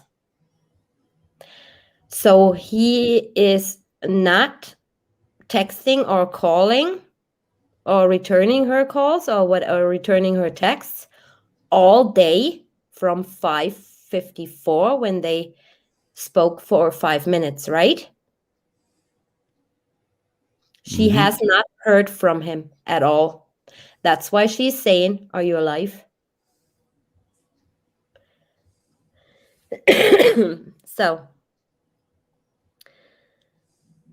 5:49, he calls her and Kay for 3 minutes. 5:28, he's searching Google for Victoria's Secret. At 6:05, she calls him, pinging in Broomfield for 2 minutes. 6:02, Shanann told Watts, "I realized during this trip what's missing in our relationship. It's only one-way emotions and feelings. I can't come back like this. I need you to meet me halfway. You don't consider others at all, nor think about others' feelings." Watts replied that he was sorry and he loves her. Shanann responded, "I try to give you space, but while you're working and living the bachelor life, I'm carrying our third and fighting with our kids daily and trying to work and make money. It's not hard texting love you and miss you. If you don't mean it, then I get it, but we need to talk. I kept looking at my phone all night and no response from you. Like, seriously, we didn't just start dating yesterday. We've been together 8 years and have 2.5 kids together. You go, girl." 7:27, she calls him, still pinging in Broomfield for 7 minutes. And at 8:10, Shanann calls Watts and they hold a 17-minute conversation.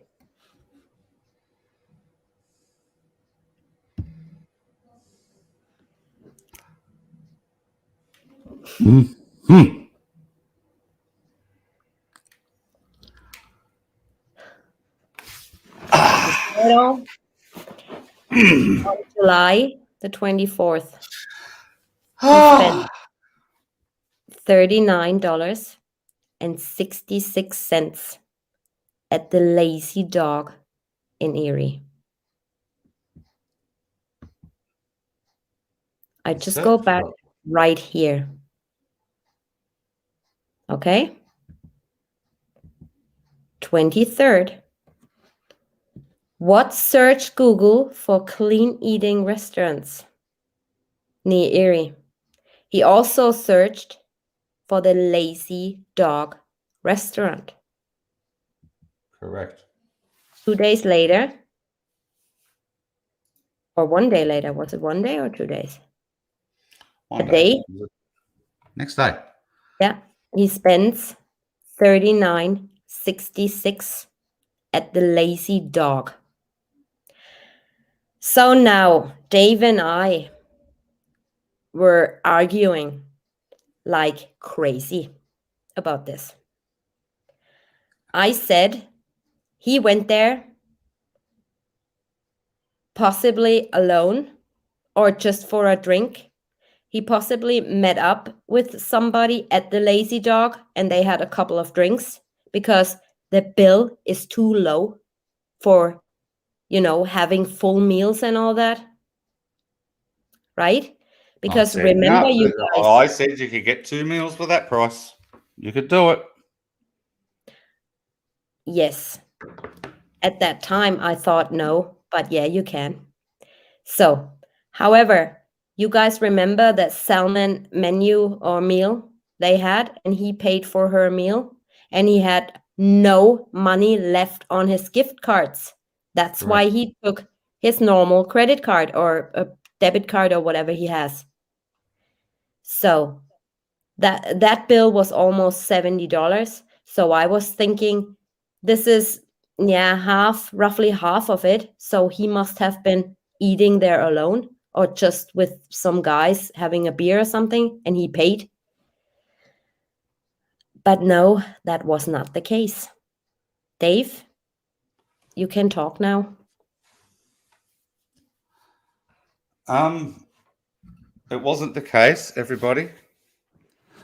I've been informed from people behind the scenes. That's the only way I'll actually take it. I'll sort of explain it. That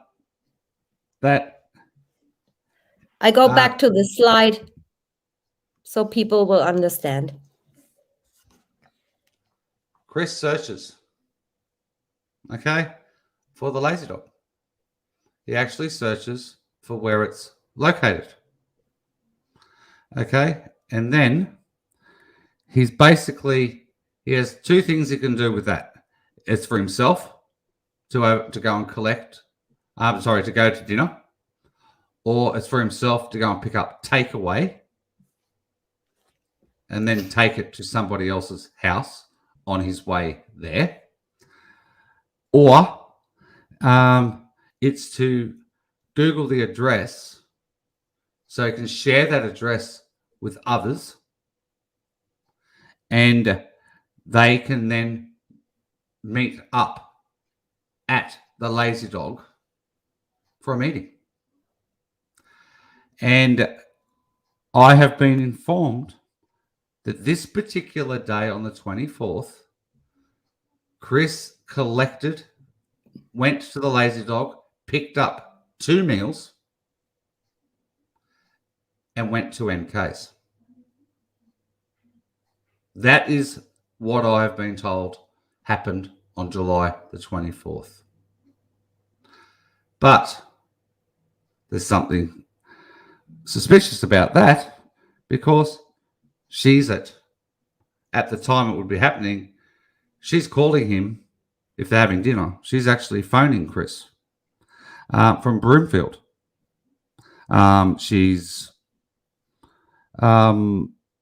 would he be getting dinner that particular night to go to her place when she actually wasn't even there?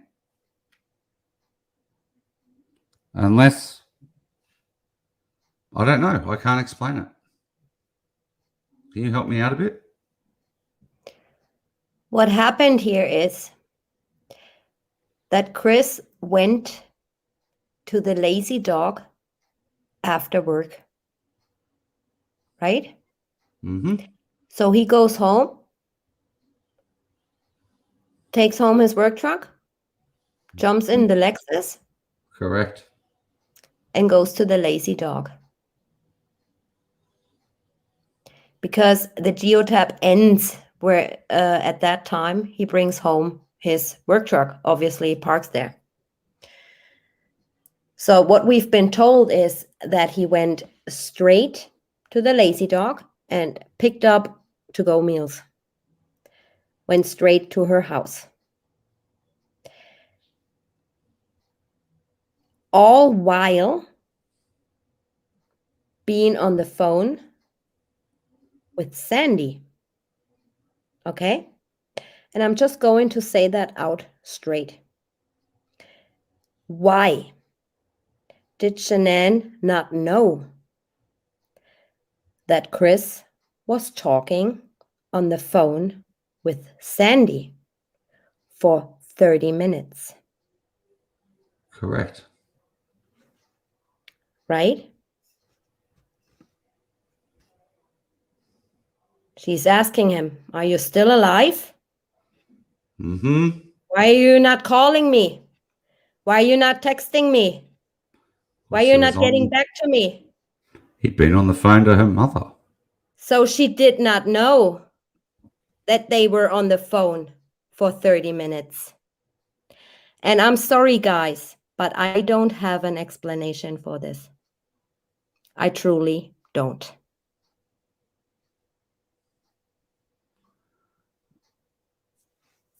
I just don't. Correct.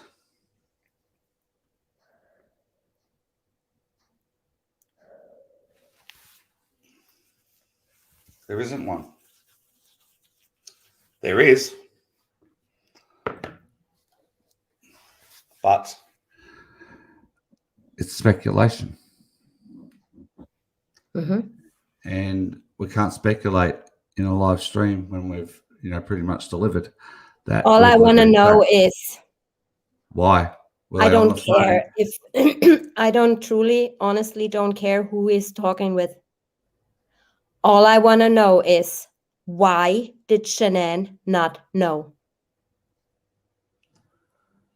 Why was Shanann asking him, are you still alive? You're not calling me. You're not texting me. You're not getting back to me. You're not talking to me. Do you have another girl or worse? No consideration of others. What the heck is going on here? What is going on? Think about all the, we just got to go, because this is highly unusual activity. This is a red flag. To me, there would be a big red ass line through that. I mean, there could be the possibility that this forensic technician effed up again. But why didn't he say, you know what, I just spoke to your mom, everything is fine. Why are you asking? It's not a big deal. Mothers-in-law call their sons-in-law all the time. It's not a big deal. But why is he not saying, you know what, yeah, everything is okay. I just spoke to your mom. Okay, well, I can assure each and every one of you, this question has been asked to Chris very, very recently, this actual question. And I can give you all the answer right now that Chris only ever spoke that he remembers. Okay, let's go back to the he remembers thing. Okay, but that he remembers, he spoke to her around Nutgate and after everyone went missing. That's the only times he ever remembers talking to Sandy. And this particular date was thrown at him, and he has absolutely no memory, none whatsoever, of talking to Sandy. None. No, I'm not saying Sandy was in on it at all. Get that out of your heads, people. What I'm saying is, I want to know why he did not tell Shanann that he just called, that he just spoke with her mom. Correct.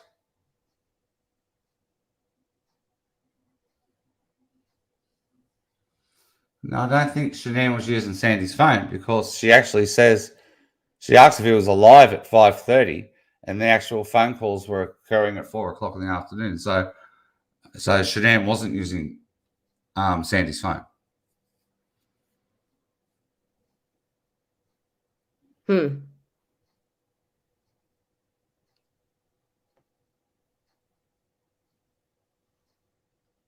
That's right, Kat. It's not bad considering he has a photographic memory. That's true.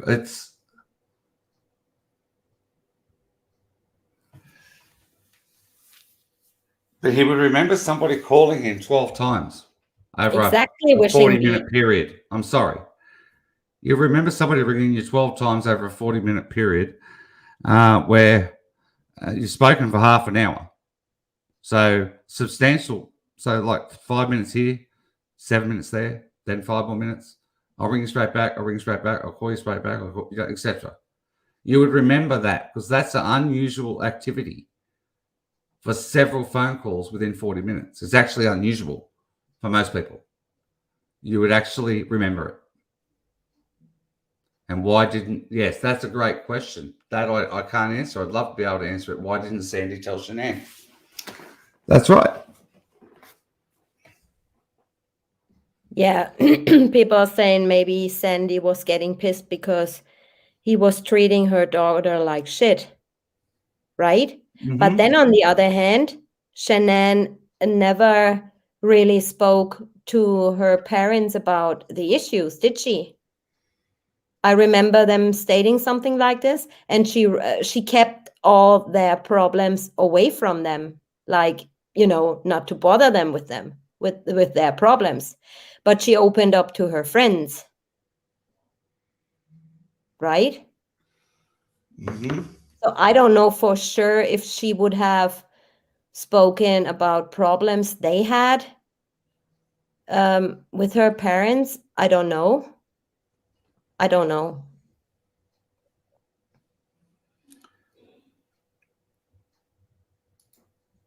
And Sandy said there was no obvious problems. Sorry?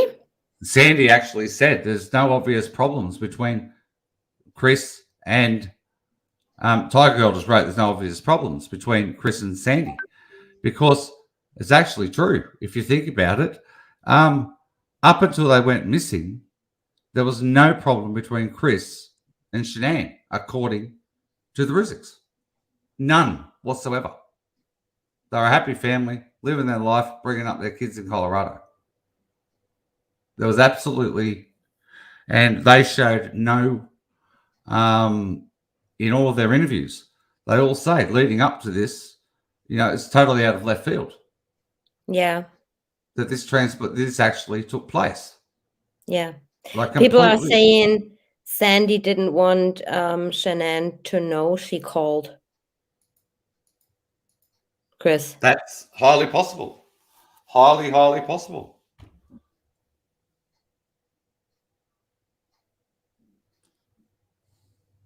Yeah, maybe there was something, like moms are. They notice something's not right, my daughter is sad or whatever. And she called him to basically tell him, why are you doing this? Or what's going on with you two? Mm-hmm. Maybe saying, I'm just calling to see what's going on with you, or,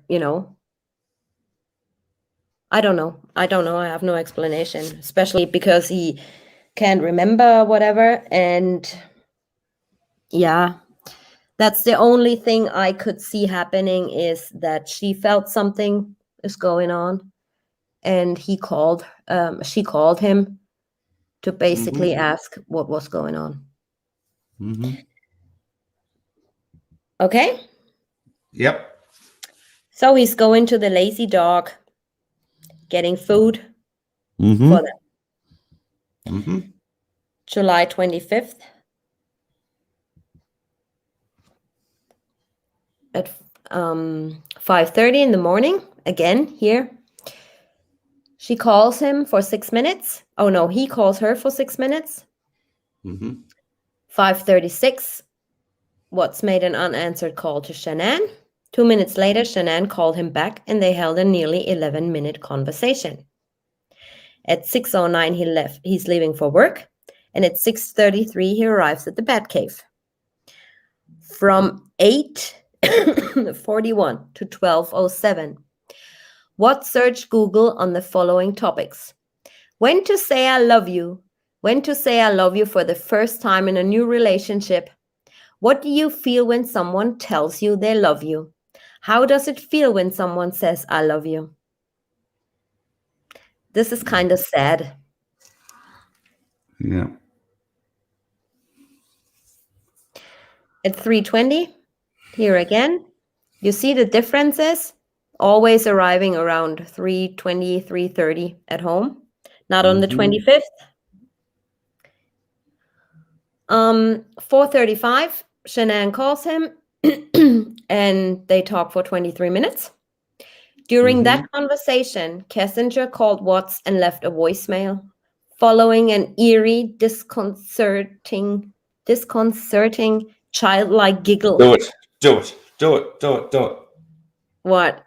Do you want me to do it again? I'll play my phone. I'll play my phone recording if you don't say it. Okay. What phone recording? When You're not you allowed kept to message, when I'm you not a kept public messaging person. us You with her cannot voice, record me. you kept doing it. You got to do it. Do it.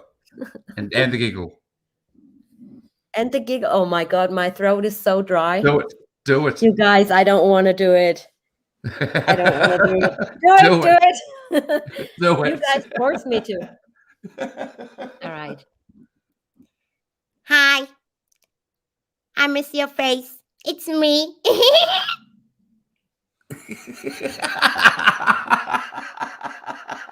Or hi, it's me. Oh God. Don't ever make me do that again. Like I get a headache because I gotta do that through my nose kind of thing.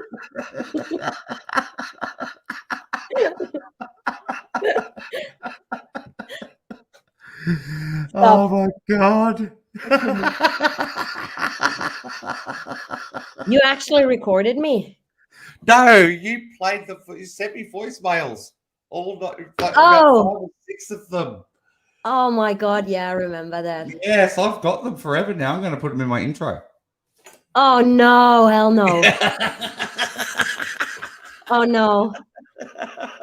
You know what I'm doing? And I strike you for copyright. Good on you. Yep, okay. Good on you. You'll just say it's Lasso Group. Okay, let's move on. Hi, Okay. it's me.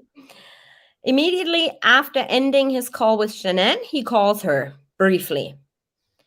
Then he's searching for the sand dunes. So they go into the sand dunes, right, on that weekend. 6:58, Kessinger calls Watts and they held a 14-minute conversation. And this is what I thought is very, very, very, very, very weird. Yeah, we're here, July 25th. We already have this friggin' lazy dog meetings going on. The searches for the lazy dog and everything. And now look, guys, what he does. On the 25th, he goes from the bat cave straight to the Safeway parking lot. Again. Fort Lupton. Fort Lupton. Mm-hmm. Arrives there at 8:14 until 8:34. Then he's changing location, still at the Safeway parking lot, driving around, right? Stays there till 9:30. So he's an hour and 15 minutes already at the Safeway parking lot. Drives around again a little bit for a minute. Then he stays there till 9:38. So 1 hour and roughly 20 minutes or 30 minutes. Then he goes to a nearby battery field, oil field. Stays there only for 8 minutes, 7 minutes and 56 seconds. Goes straight back to the Safeway parking lot for another nearly 9 minutes, 8 minutes, 40 seconds. After that, he goes home.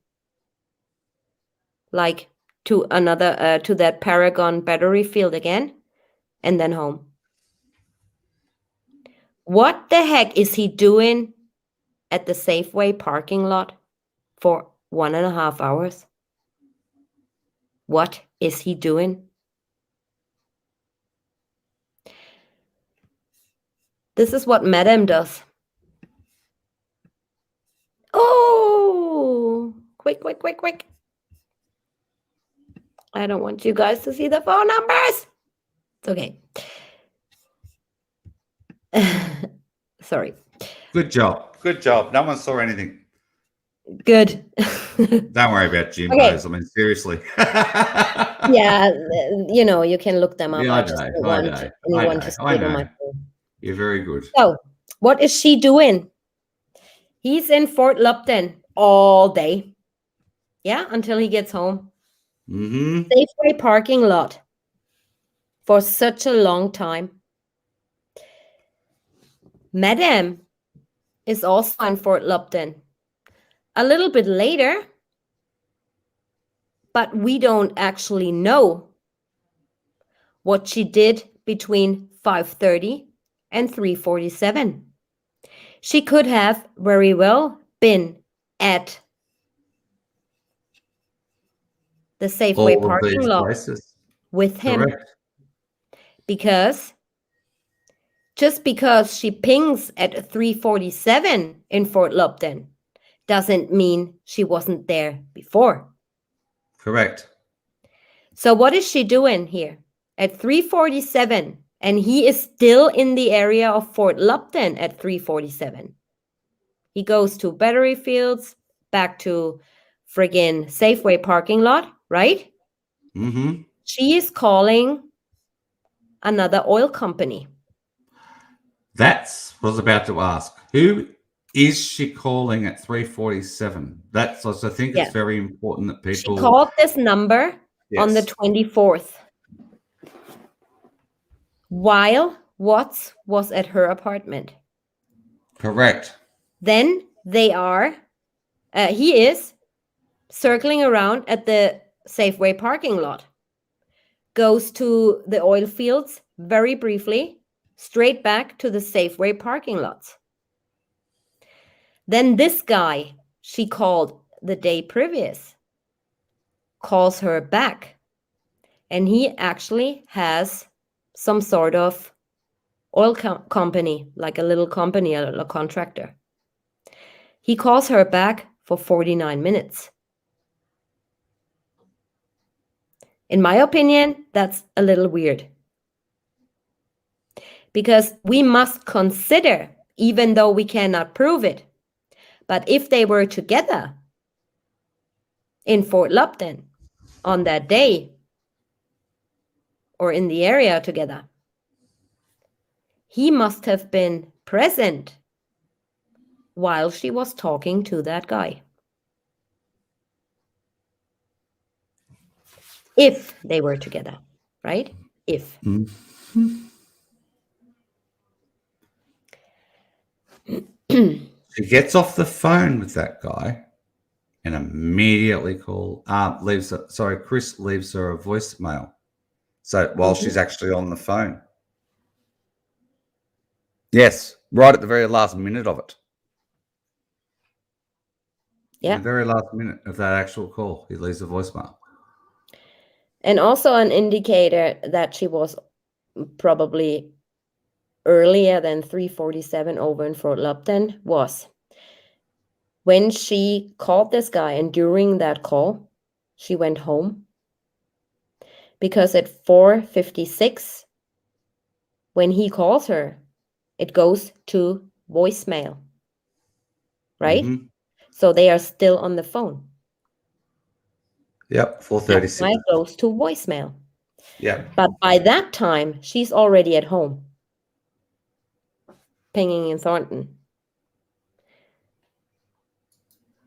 And what I'm wondering is, she does not immediately call him back.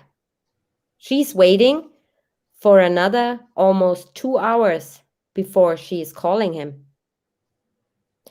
So what happens here is kind of a little weird pattern.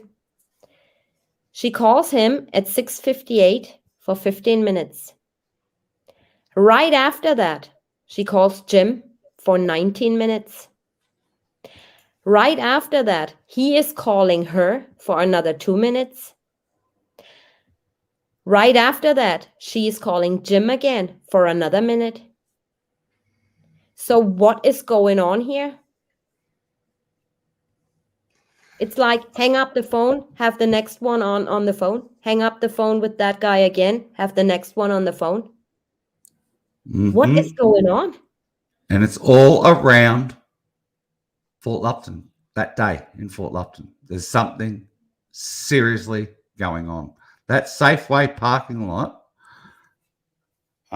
is very popular. Somebody says there's porn spam in my No, chat. it's gone now. It's gone now. Dave Okay. T dealt with it. There were just two of them. Gone. Thank you Completely so gone. much, Gone and Dave. blocked. Yeah. Dave And got block on it these straight away. people. Oh yeah, it's all done. It's all done. It's all good. Yeah. Oh my God, I can't believe this is happening. Well, it's happened to me. They sent about 6 or 7 bot messages to me one day in Shalana. What is it, links? No. It's just advertising. It's just anybody covering this case. They like to pop in when a certain amount of people are watching. So No, I mean, do they put link? I did not see no. it. You won't allow links. It's only your mods that can put in links. They can't put in links. Yeah, but how are they putting advertisements in the chat? It's just their name comes up, big bright letters. Oh, okay. Right. So there's no Okay. actual link. Okay. Right. Yeah, people never click on links. Never. Ever. Especially Ever. from people you don't know. Yep. Or if you get emails or something. But yeah. So what the heck is going on here? What is going on here?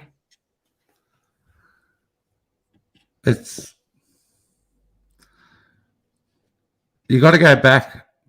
Like if we go back and we think about what we've covered so far, and you look at the photographs in the basement, okay, lead you to Chris going to all of the oil sites at Servi with his phone.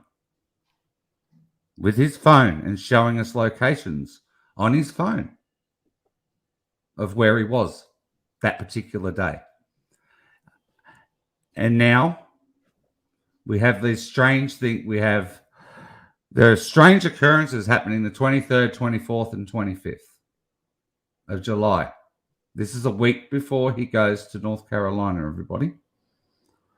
There's a lot of strange things actually occurring. And here he is spending a lot of time in and around Fort Lupton going to looking at battery sites. And no, obviously, Safeway. He's not looking for battery sites in Fort Lupton. No, Dexter Street, Fort Lupton. It was a county road. And where did he drive to? At where he spent 21 minutes in Paragon X 77 in County Road. That was a battery site. No, that is a battery site, yeah. Yes, but he was not looking out for that battery site because he only stayed there for 7 minutes and 56 seconds. Yeah, okay, but he went there, is what I'm saying. But he's in the Fort Lupton area. She's in Fort Lupton. They're on the phone to Jimbo.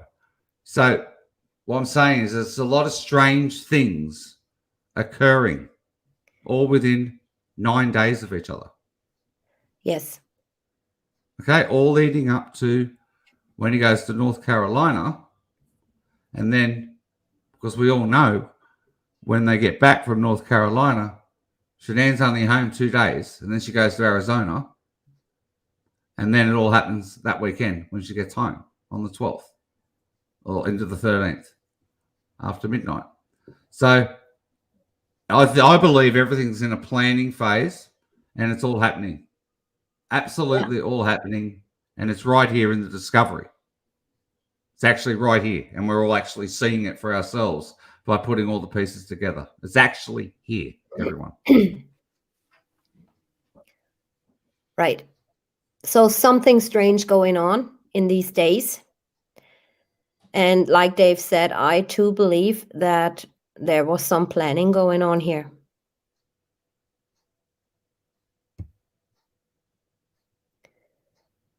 July 25th, if you remember, he's looking for Victoria's Secret in Westminster, and he spends 180.28. He certainly does, because he remember. Okay, let's remember. Chris searches for something and actually follows through with it. This is what you need to remember: is he did it with the lazy dog. He searched for the lazy dog, went to the lazy dog. Yep. Okay. He searched for Victoria's Secret, went to Victoria's Secret. He searched for. Yeah, I'm gonna show a little sneak peek in a minute. So on the 26th, she calls him at 5:30, and for 3 minutes. At 5:40, he calls Shanann, and she returns his call 3 minutes later, and they held a 5-minute conversation. At 5:52, he's leaving for work. At 6:16, he arrives at Anadarko. At 11:28, Shanann calls him for 6 minutes. 11:50, he is searching for GIT. And maybe you guys can tell me what GIT is. When I put it in exactly like he searched it, I get some data software program. I think it's gastrointestinal something or other.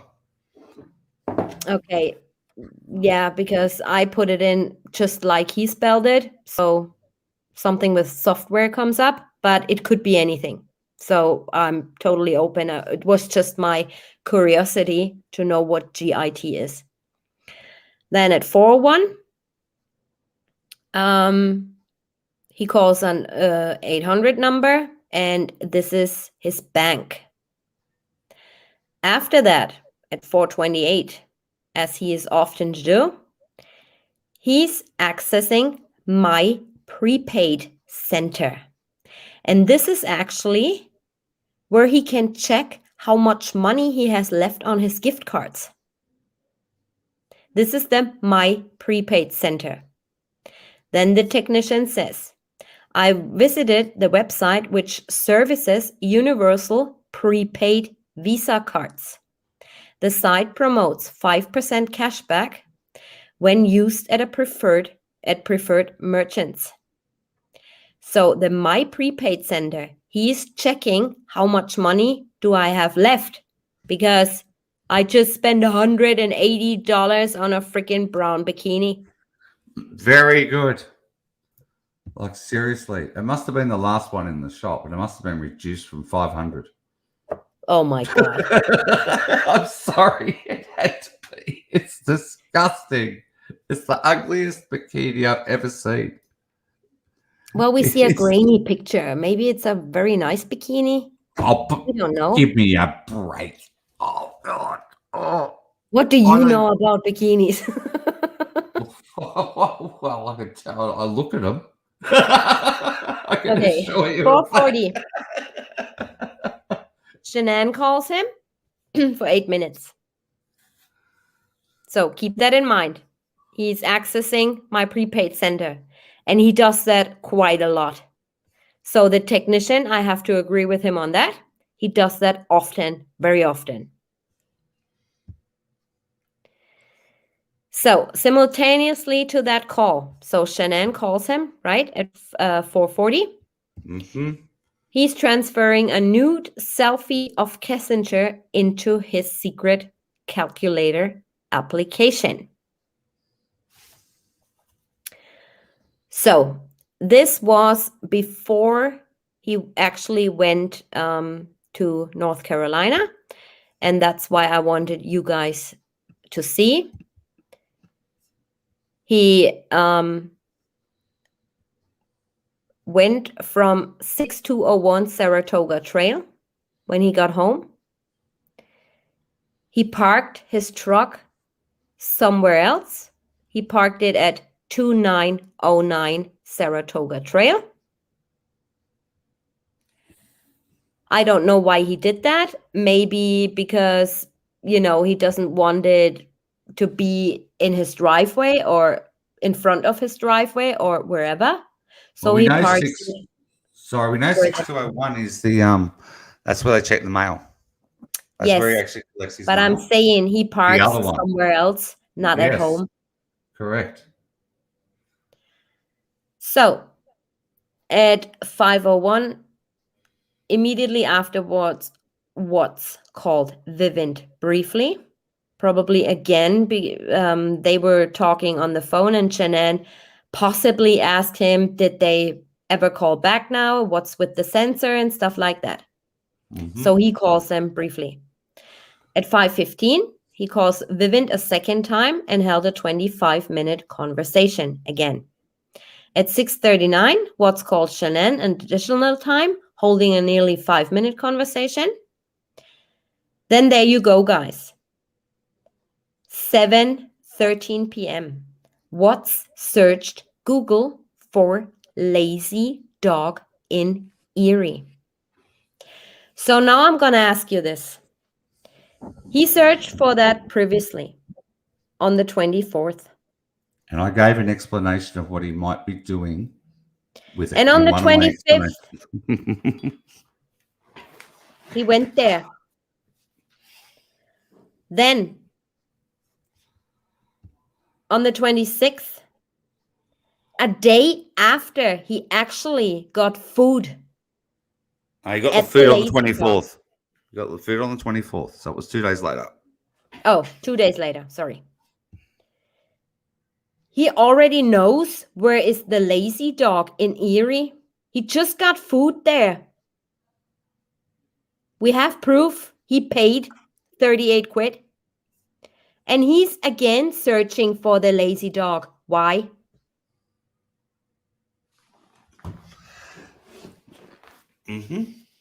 Why? Copy and He paste the already address. knows. Copy and paste the address and share it with someone. Only possible explanation. Let's meet at the Lazy Dog Friday or whenever they met. Yep. Where Saturday, no cameras Saturday the existed. 11th. No cameras. Nothing. All the cameras on the highways, all the cameras at the traffic lights, which he is passing from his home to the main road. 16 cameras hanging there. No cameras at the Starbucks, so we know who put that Starbucks cup on Tuesday in his bin. All the cameras not working. Why did they not show in the discovery? Why did they not show it in the discovery? Chris Watts going there on the 24th. Yeah. Why did they not put that in the discovery? Because he'd been there, people, prior. He'd actually been there. And there's the story that they went to the wrong Lazy Dog is an utter fabrication. They knew exactly where they were going. Because Chris Googled the address, and we've pretty much shown you it was to copy and paste the address and share it with others where they were to meet up. Honeybee, no, that wasn't Amanda Thayer, because Amanda's cup, Starbucks cup, was white, and the one in the bin found was clear. And I also checked her husband's, but he had a can of some drink in his hand, so he had no Starbucks cup at all. So we don't know whose cup that was. Unfortunately, put in the bin on Tuesday sometime. And there was a particular person there on Tuesday. Buried under the sheets, by the way. Correct, under the sheets. So what is going on here? We now, thankfully, thank God, we have proof that he actually went to the Lazy Dog before. He spent $38 at the Lazy Dog. Why did they not put this event in the discovery? Why? It's huge. It's a huge piece of information that he'd already been there, everyone. He'd actually physically been in there. They also don't mention ever that he was so many times and for so long at the Safeway parking lot. Correct. They never mention that. They only mention that he says to McCoy, let's meet at the Safeway parking lot. Mm-hmm. And people are thinking, why? But if you if you think further, guys, now with providing all of this, you see there is a connection to these places. NK and him, they know the Safeway parking lot, right? They've been there together. They spent time there. They sat in their cars or whatever they did there. So the Safeway parking lot and that lazy dog, both meetings over there and him searching for it must be of some significance they don't wanted us to see. As simple as that. It has some sort of significance to this case. The only two people that mention everyone, this is what you need to all remember.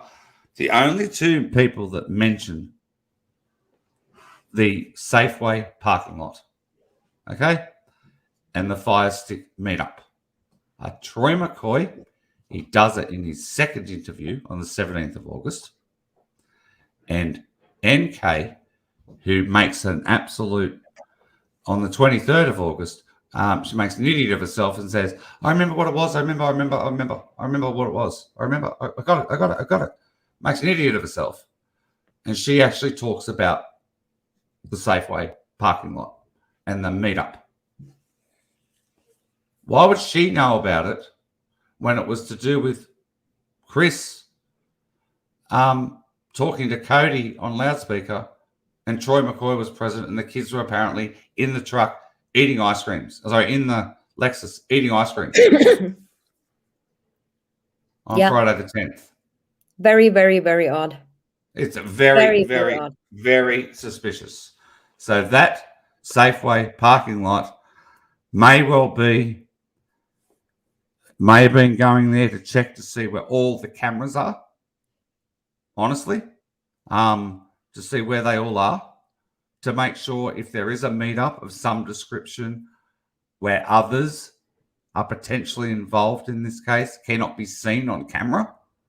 That is a big possibility of why he was in Fort Lupton all day, basically, in his work truck that particular day. Mm-hmm. But they didn't put any of that in the discovery. I remember what you said to me, Dave. Is he even working? He's supposed to work. What is he doing in the Safeway parking lot? Yes. Yeah. He did basically nothing else. Nothing all day other than being at the Safeway parking lot. And the date, guys, the date is the significance. Everything occurs in the last week of him being there. Oh, Super Sunshine Sue. Super Sunshine Sue? Oh my God. Oh my God. You are right. You are right. Troy McCoy says in his interview the kids, plural, were eating ice cream. What about the nuts? What about the nuts? Oh! Troy actually says it. Maybe it was a nut-free ice cream? Leave me alone. Yeah, maybe. Yeah, that's Safeway. The Safeway. They're eating ice cream in the Lexus? Oh my God. Yeah. Who gave it to him? To them? Yeah. I know there's some ice cream that's nutless. I know that there actually is. But, yeah. Great catch, Sue. Because I never even thought of it. Yeah, great catch, Sue. But serious question, Dave. Serious question. They were both OCD. Do you think that they would have ever allowed the kids eating ice cream in the Lexus? Not a chance. No way. No, not ice cream. So who gave it to them? I don't think Chris did. He would have said, "Oh no, you're not eating ice cream." The two ladies in the orange 5.8. Quite possibly. Thank you, Sunshine Sue. You fired my thoughts up. I gotta look into this.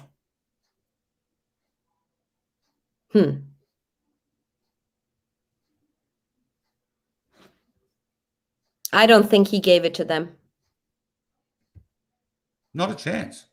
Shanann would have killed him. Yeah. Well, unless it was Cindy, of course. I mean, Cindy got hammered. Absolutely hammered. What do you mean? Well, it totally wrecked the relationship Oh, you between. mean the Nutgate incident? Yeah, Yeah. it totally destroyed the entire relationship. Yes. It broke both families completely up. Yeah. Well, no doubt. I know Troy's a liar. So I don't even think who knows if the meetup ever took place. That's what I'm saying. It could be an alibi. Where Chris was never at the Safeway parking lot that particular Friday. Or it's Frozen yogurt. Everyone was there. Maybe everyone was there. Who knows? I don't know. I don't know not enough about allergies. Honestly, I just don't. So I cannot comment on it. I don't know what they had and didn't have. I simply don't know. Do I believe that this was over exaggerating? Yes. Yes. But then again, I don't know if their allergies were so deadly that she could have died. I don't know. I just don't know. I thought, I think she totally completely went over the top. I mean, that, and what I'm saying right now is my personal opinion. I just can't speak for myself. I would have never ever posted anything like this about my family on Facebook to people who don't know any people of my family. I wouldn't, but that's just me. And I think her posting that on Facebook, and she went into three different nut allergy groups that day. Obviously, she was hurt and she was angry. I do understand that, but you just don't do this. You try and sort it out without everybody in the friggin' world knowing. This is what I would do. Just my opinion. Let's move on. So after that, after he searched again for the lazy dog in Erie, even though he was there a day before, got 2 days before, and got food, he visits my prepaid center again. Maybe he wanted to know if he can afford another meal. So this is a little snippet of what's to come in the next part. I put some stuff together. So we have in one sheet the gift card value load. So we now know that he cannot put any money on it. It comes from Anadarko. So I do apologize. But in 2021, I've just found out you can actually preload them. But in 2018 you couldn't. Okay. Right. You can now. Yes, but in 2018 you could not. Oh, okay. That's probably why I had the wrong information, because I was Googling those gift cards with debit and card. That's exactly what Dave G has just shared with me. But the information I got is from somebody extremely reliable and factual. It's very factual. Uh-huh. Okay. Okay, thank you. No problem. Okay, so on this little sheet, we actually see what he does and what he searches he pulls through. And this mirrors in his payments. And I'm going to be showing you the actual documents we have received. So he has 1, 2, 3 Visa gift cards. Yep. And this is where he makes all his payments. So all his searches, he pulls through. All he ever searching, he carries out. He spends money at the Cheesecake Factory. He Googles it. He spends money at Victoria's Secret. He Googles it. He spends money at the Lazy Dog in Erie. He Googles it. Correct. Goes there. Googles it 2 days later again for whatever reason. Right? So this is the first one here. And we were Universal. given permission to share these. Yes, we have permission to share those, but we blacked out personal. The personal private bank account details that are actually on this document, but we were granted permission to actually show them to you all. Yeah. So the reason why he's visiting so often my prepaid center is, you can see here, there were $250 and he spends $247. So he looks that up. How much money do I have left? Right? Yep. And this is what was telling you guys. From the 1st of June, you see that here. From the 1st of June, he received that card, and it's valid until the 24th of March this year. Correct. Right? So if he had any more money on it, they take like monthly service charges out, which you can see here, like $271. So he has nothing on it. And he knew they take service charges. Here you see it actually. Here. On August the 15th, they took a monthly service fee of $271. So he calculated to the dollar what he could spend. Yep. He knew he had $1 left before they take the service charge out of that card. So he spends that $1 on a parking meter.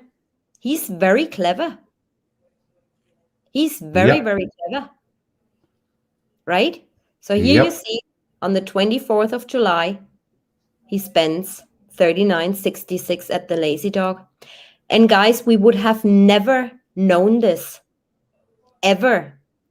And all the connections to the friggin' Safeway parking lot if we did not obtain these statements. And the thing I want to tell you about that, everyone, right now, whenever he's spending money on these cards, it's just being deceptive to Shanann.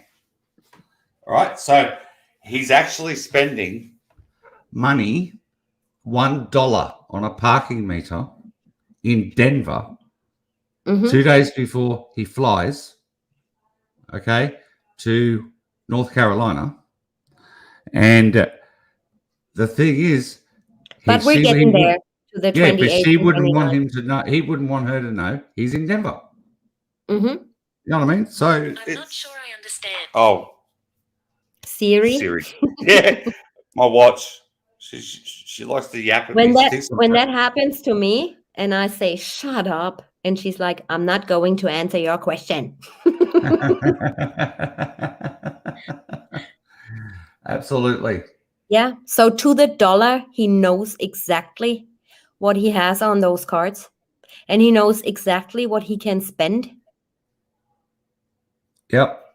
He knows his monthly fees. He knows everything. That's why he's constantly looking on my prepaid center. Yep. And like I said, if we did not have these statements we would never know about the Safeway parking lot. We would never know about the lazy dog meetings before, because this actually made us look into his geotab again, look Correct. into all his activities, his searches, everything again. And ever And since that's then, how we we came up with know, it all. That. Yep. right? Ever since then, we know there must have been a plan made exactly there or then, because there's no explanation. And he doesn't even buy anything there. That's the next thing, he doesn't buy anything. Then here, this is the $50 one. Oh, sorry, he bought something on the 31st, but we did not get there yet. We're getting there. We're getting there. Yeah. Come on, that's So, after the sand dunes. Come on, that's after the sand dunes. So we'll get there. can I please speak? Yes. Yeah. So you Yes. guys see what's to come, because we have more meetings and more of the stuff on the 31st of July. And this was actually the Monday, right? Correct. This is the day he's flying out to North Carolina. So I've been Googling because I was asking myself, do they take the money out of a debit? I don't have a debit card. I only have a credit card.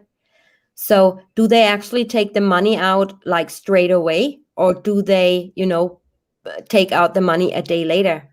And I was Googling and I found that if the payment goes through on a weekend, they take it out on the following Monday. So he spent that money either on the Friday, Saturday, or Sunday. No, on the Saturday or Sunday. If it was Friday, they would take it out Friday right away. And if it was Saturday or Sunday, they would take it out the following Monday. Yes. Right? So he spent that Correct. money on the weekend again at the Safeway parking lot.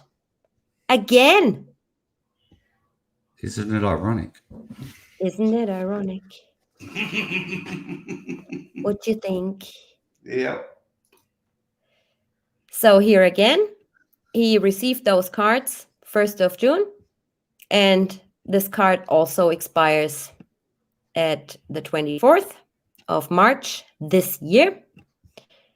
You can see here Universal Visa prepaid card number 7003, Chris Watts. No balance left, obviously. Now I think they took out $3 service charge. Let's see. Yeah. September the 15th, they took out $3. So he didn't get to spend another $3. Yep, that's that. And the big one is this. And this is all to come, you guys.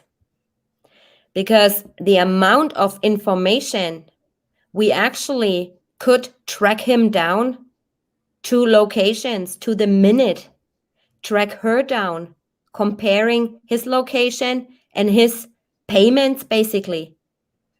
It's so overwhelmingly much.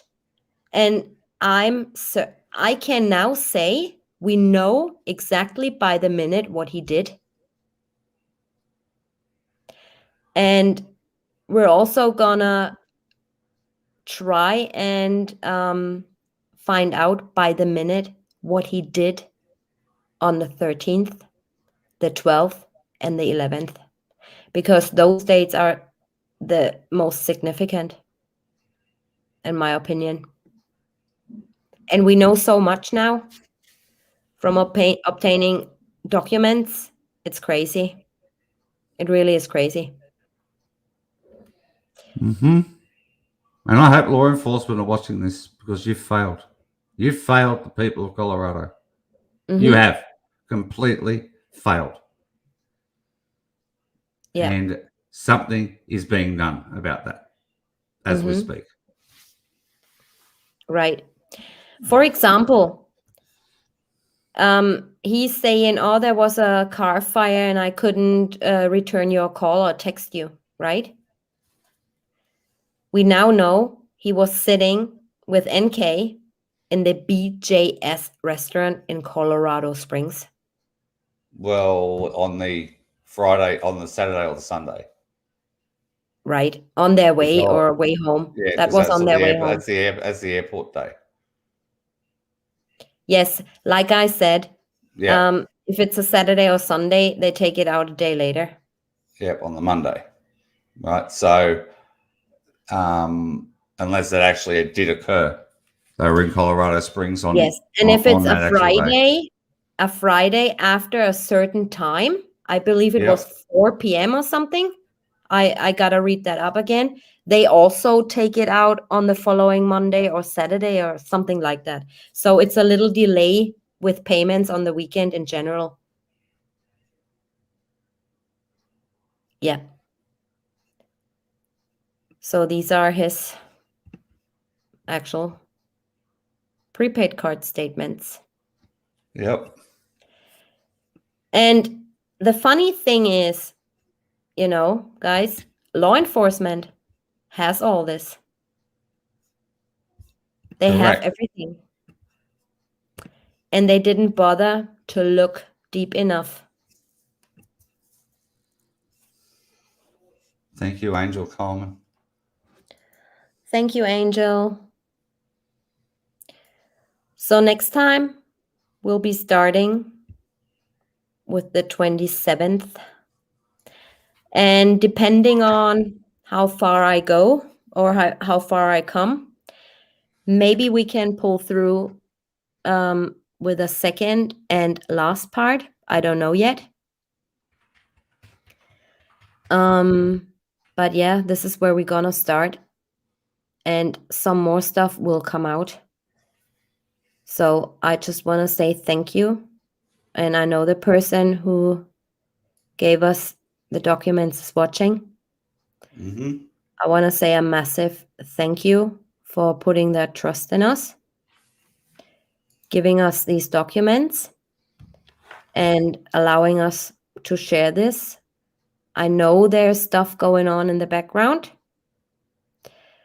And I know you guys looking into this stuff because otherwise we would not have obtained these documents.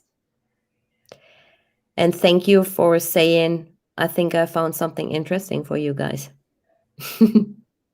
Because that was really interesting. And now we can forward this information as well. Right, Dave? Yes, absolutely. Oh yeah, absolutely. Yeah, I just gave you a $20 donation to give to Adventures with Purpose. Oh, thank you so much. Okay, thank you so much. No worries. Okay, so yeah. This is it so far. This is it. This is it. Here I am. I love that song. It's me. Hi, hello. It's me. That's just awesome. I just wanted to see your face. Or whatever she says. Call me back. Bye. when she says bye, she gets that manly voice. Yeah. You know what, guys? I hope you enjoyed Timeline of Death, the untold story. And next time it will be Timeline of Death, connecting the dots. And now what we're going to do, I'm going to play for you her friggin' voicemail. Yes. This is what I'm going to do. Do you guys want to hear it? Hi, Muck Boys. I miss your face too. Hi, Muck Boys. Muck Boys. You don't return my calls. Why are you not calling me? Why are you not texting me back? Best time to get him is the middle of the night in America. I know. That's when he's up working. Right in the middle of the night. I mean, like 4 a.m. in the morning, he's awake. Okay? Yeah, I'm looking into this. Back in 48 years. Yeah. You forgot about me, Mug Boys. Last day of the tax season. It's been crazy. Okay, that's what he just wrote. Aw. Okay, so I figured. yeah. Okay, you guys. Take a deep breath. A deep breath. Oh my God, I actually have her picture in her bikini. Oh my But God. you know what I'm gonna do? I'm gonna put up the link real quick so you guys can go back to that video whenever you want and listen to her. So, There's the link, everyone. It's in chat. yeah. Okay, brace yourselves. There you go. Hi. It's me. I miss your face. I was just calling to say hi. Call me back. Bye. Oh Hi. God. It's me. I miss your face. I was just calling to say hi. Call me back. Bye. Hi. It's me. I miss your face. I was just calling to say hi. Second one coming up. Call me Yeah. back. Bye.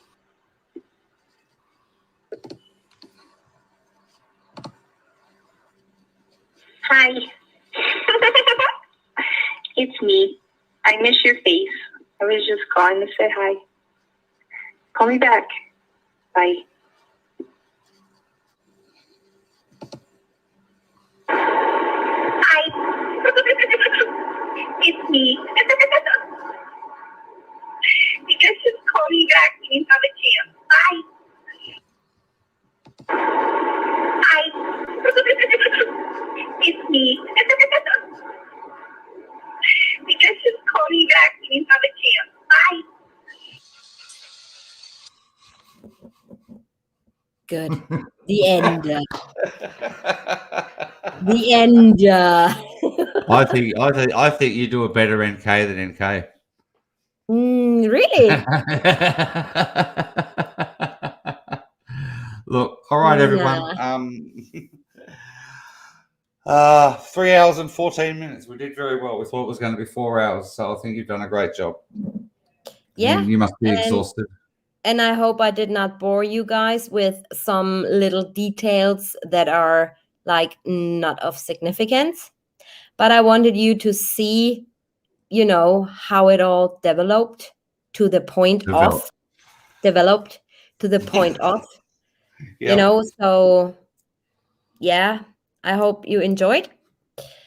And I'm gonna be doing a little special tomorrow because we're gonna be watching his polygraph on a premiere tomorrow. Okay? 5 hours, Chris Watts, polygraph, the interview, and the results I'm gonna show you a different time because I only planned to do those for 5 hours. And next week, Saturday, I hope you guys join in because I received so many messages asking me, please, can you do this case and can you cover and blah, blah, blah. I am willing to do it. It's going to be also a timeline style. I'm going to reveal what the topic and the case is 15 minutes before it goes live. And I will have a very special guest and a very dear friend of mine who actually works on this case and knows a lot about this case. So I hope this is not going to bore you. And then it's not Friday, it's Saturday. Or is it? No, it's Saturday. It's Saturday. And after that, I'm trying, if Dave is up to it, I'm trying to put in the second part of the timeline. This weekend coming up, I'll be away. I'll be away for the Friday. I won't be available to work Friday. I won't be able to for the Friday night at all. Because I'm not talking about Friday. I'm talking about Saturday. Saturday night. American time next week, no problem. Yeah, because at I think 10 p.m. my time, that's 4 p.m. Eastern time, I'll be doing that case, and it Yep. does not take so long.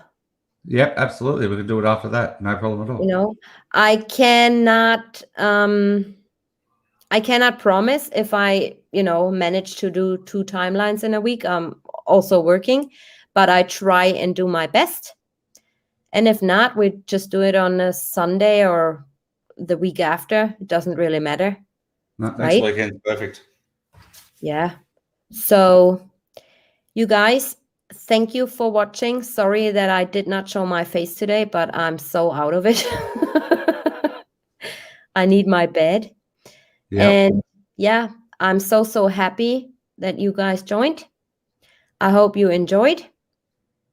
Thank you all so much for being here. Thank you guys for all the super chats and stickers. I truly love you all. And special thanks to my moderators as well for holding up with me for over 3 hours and keeping the chat nice and clean. And yeah, I mean, what else can I say? I said everything. Yeah. Thank you, everyone. I'm going to see him tomorrow. Thank you for supporting Tanya. And for those of you that believe in the Almighty One upstairs, please pray for Tanya's family, because she's going through a hard time with her grandfather. He's in his final days and final stages of cancer. So please keep that in your minds for Tanya. Yes, and her wonderful family. I really just want to say that I think Tanya is an asset to the true crime community, whether it be this case or the one she's going to discuss next week. Her research is absolutely outstanding, and I'm very proud to call you my friend. Thank you. Oh, thank you so much. Likewise, obviously. But don't ever make me do that NK thing again. I promise I won't. I just download my video, that video, and you can listen to it all day and all night. Thank you, the Tame Tiger. When I mentioned the Tame Tiger the other day over my channel, I got it mixed up. I got it mixed up with somebody who I thought was the Tame Tiger. But no. A good friend of mine, I thought Jonesy had got a couple of YouTube alts, and she didn't. So the Tame Tiger isn't Jonesy. So yeah, I apologize, Tame Tiger. I'm so sorry. Who's a sicko? Me? No, it's not me. Other people's are sickos. Oh no, Katarina's all right. She would have been referring to something else, not us. Oh, okay. Okay. Okay. All right, you guys. I'm going to hit my mattress, or I'm going to prepare some more watts. I don't know what I'm actually going to do. But yeah, thank you so much for being here with me and Dave tonight. And thank you, Mods. You did a great job, because it was pretty hard tonight. It was hard. We had 600 people in here for most of the live, and you did an absolutely outstanding job. And to all mods out there on all channels, you do great jobs. Yes. Yeah, and you just don't get half the credit you deserve. And thank you very much for being here and supporting Tanya. Thank you so much, you guys. Have a great rest of your weekend. Stay nice. Stay out of drama. And I'll see you all tomorrow. Love you guys. Bye-bye. See you tomorrow. Bye-bye. Bye. See you.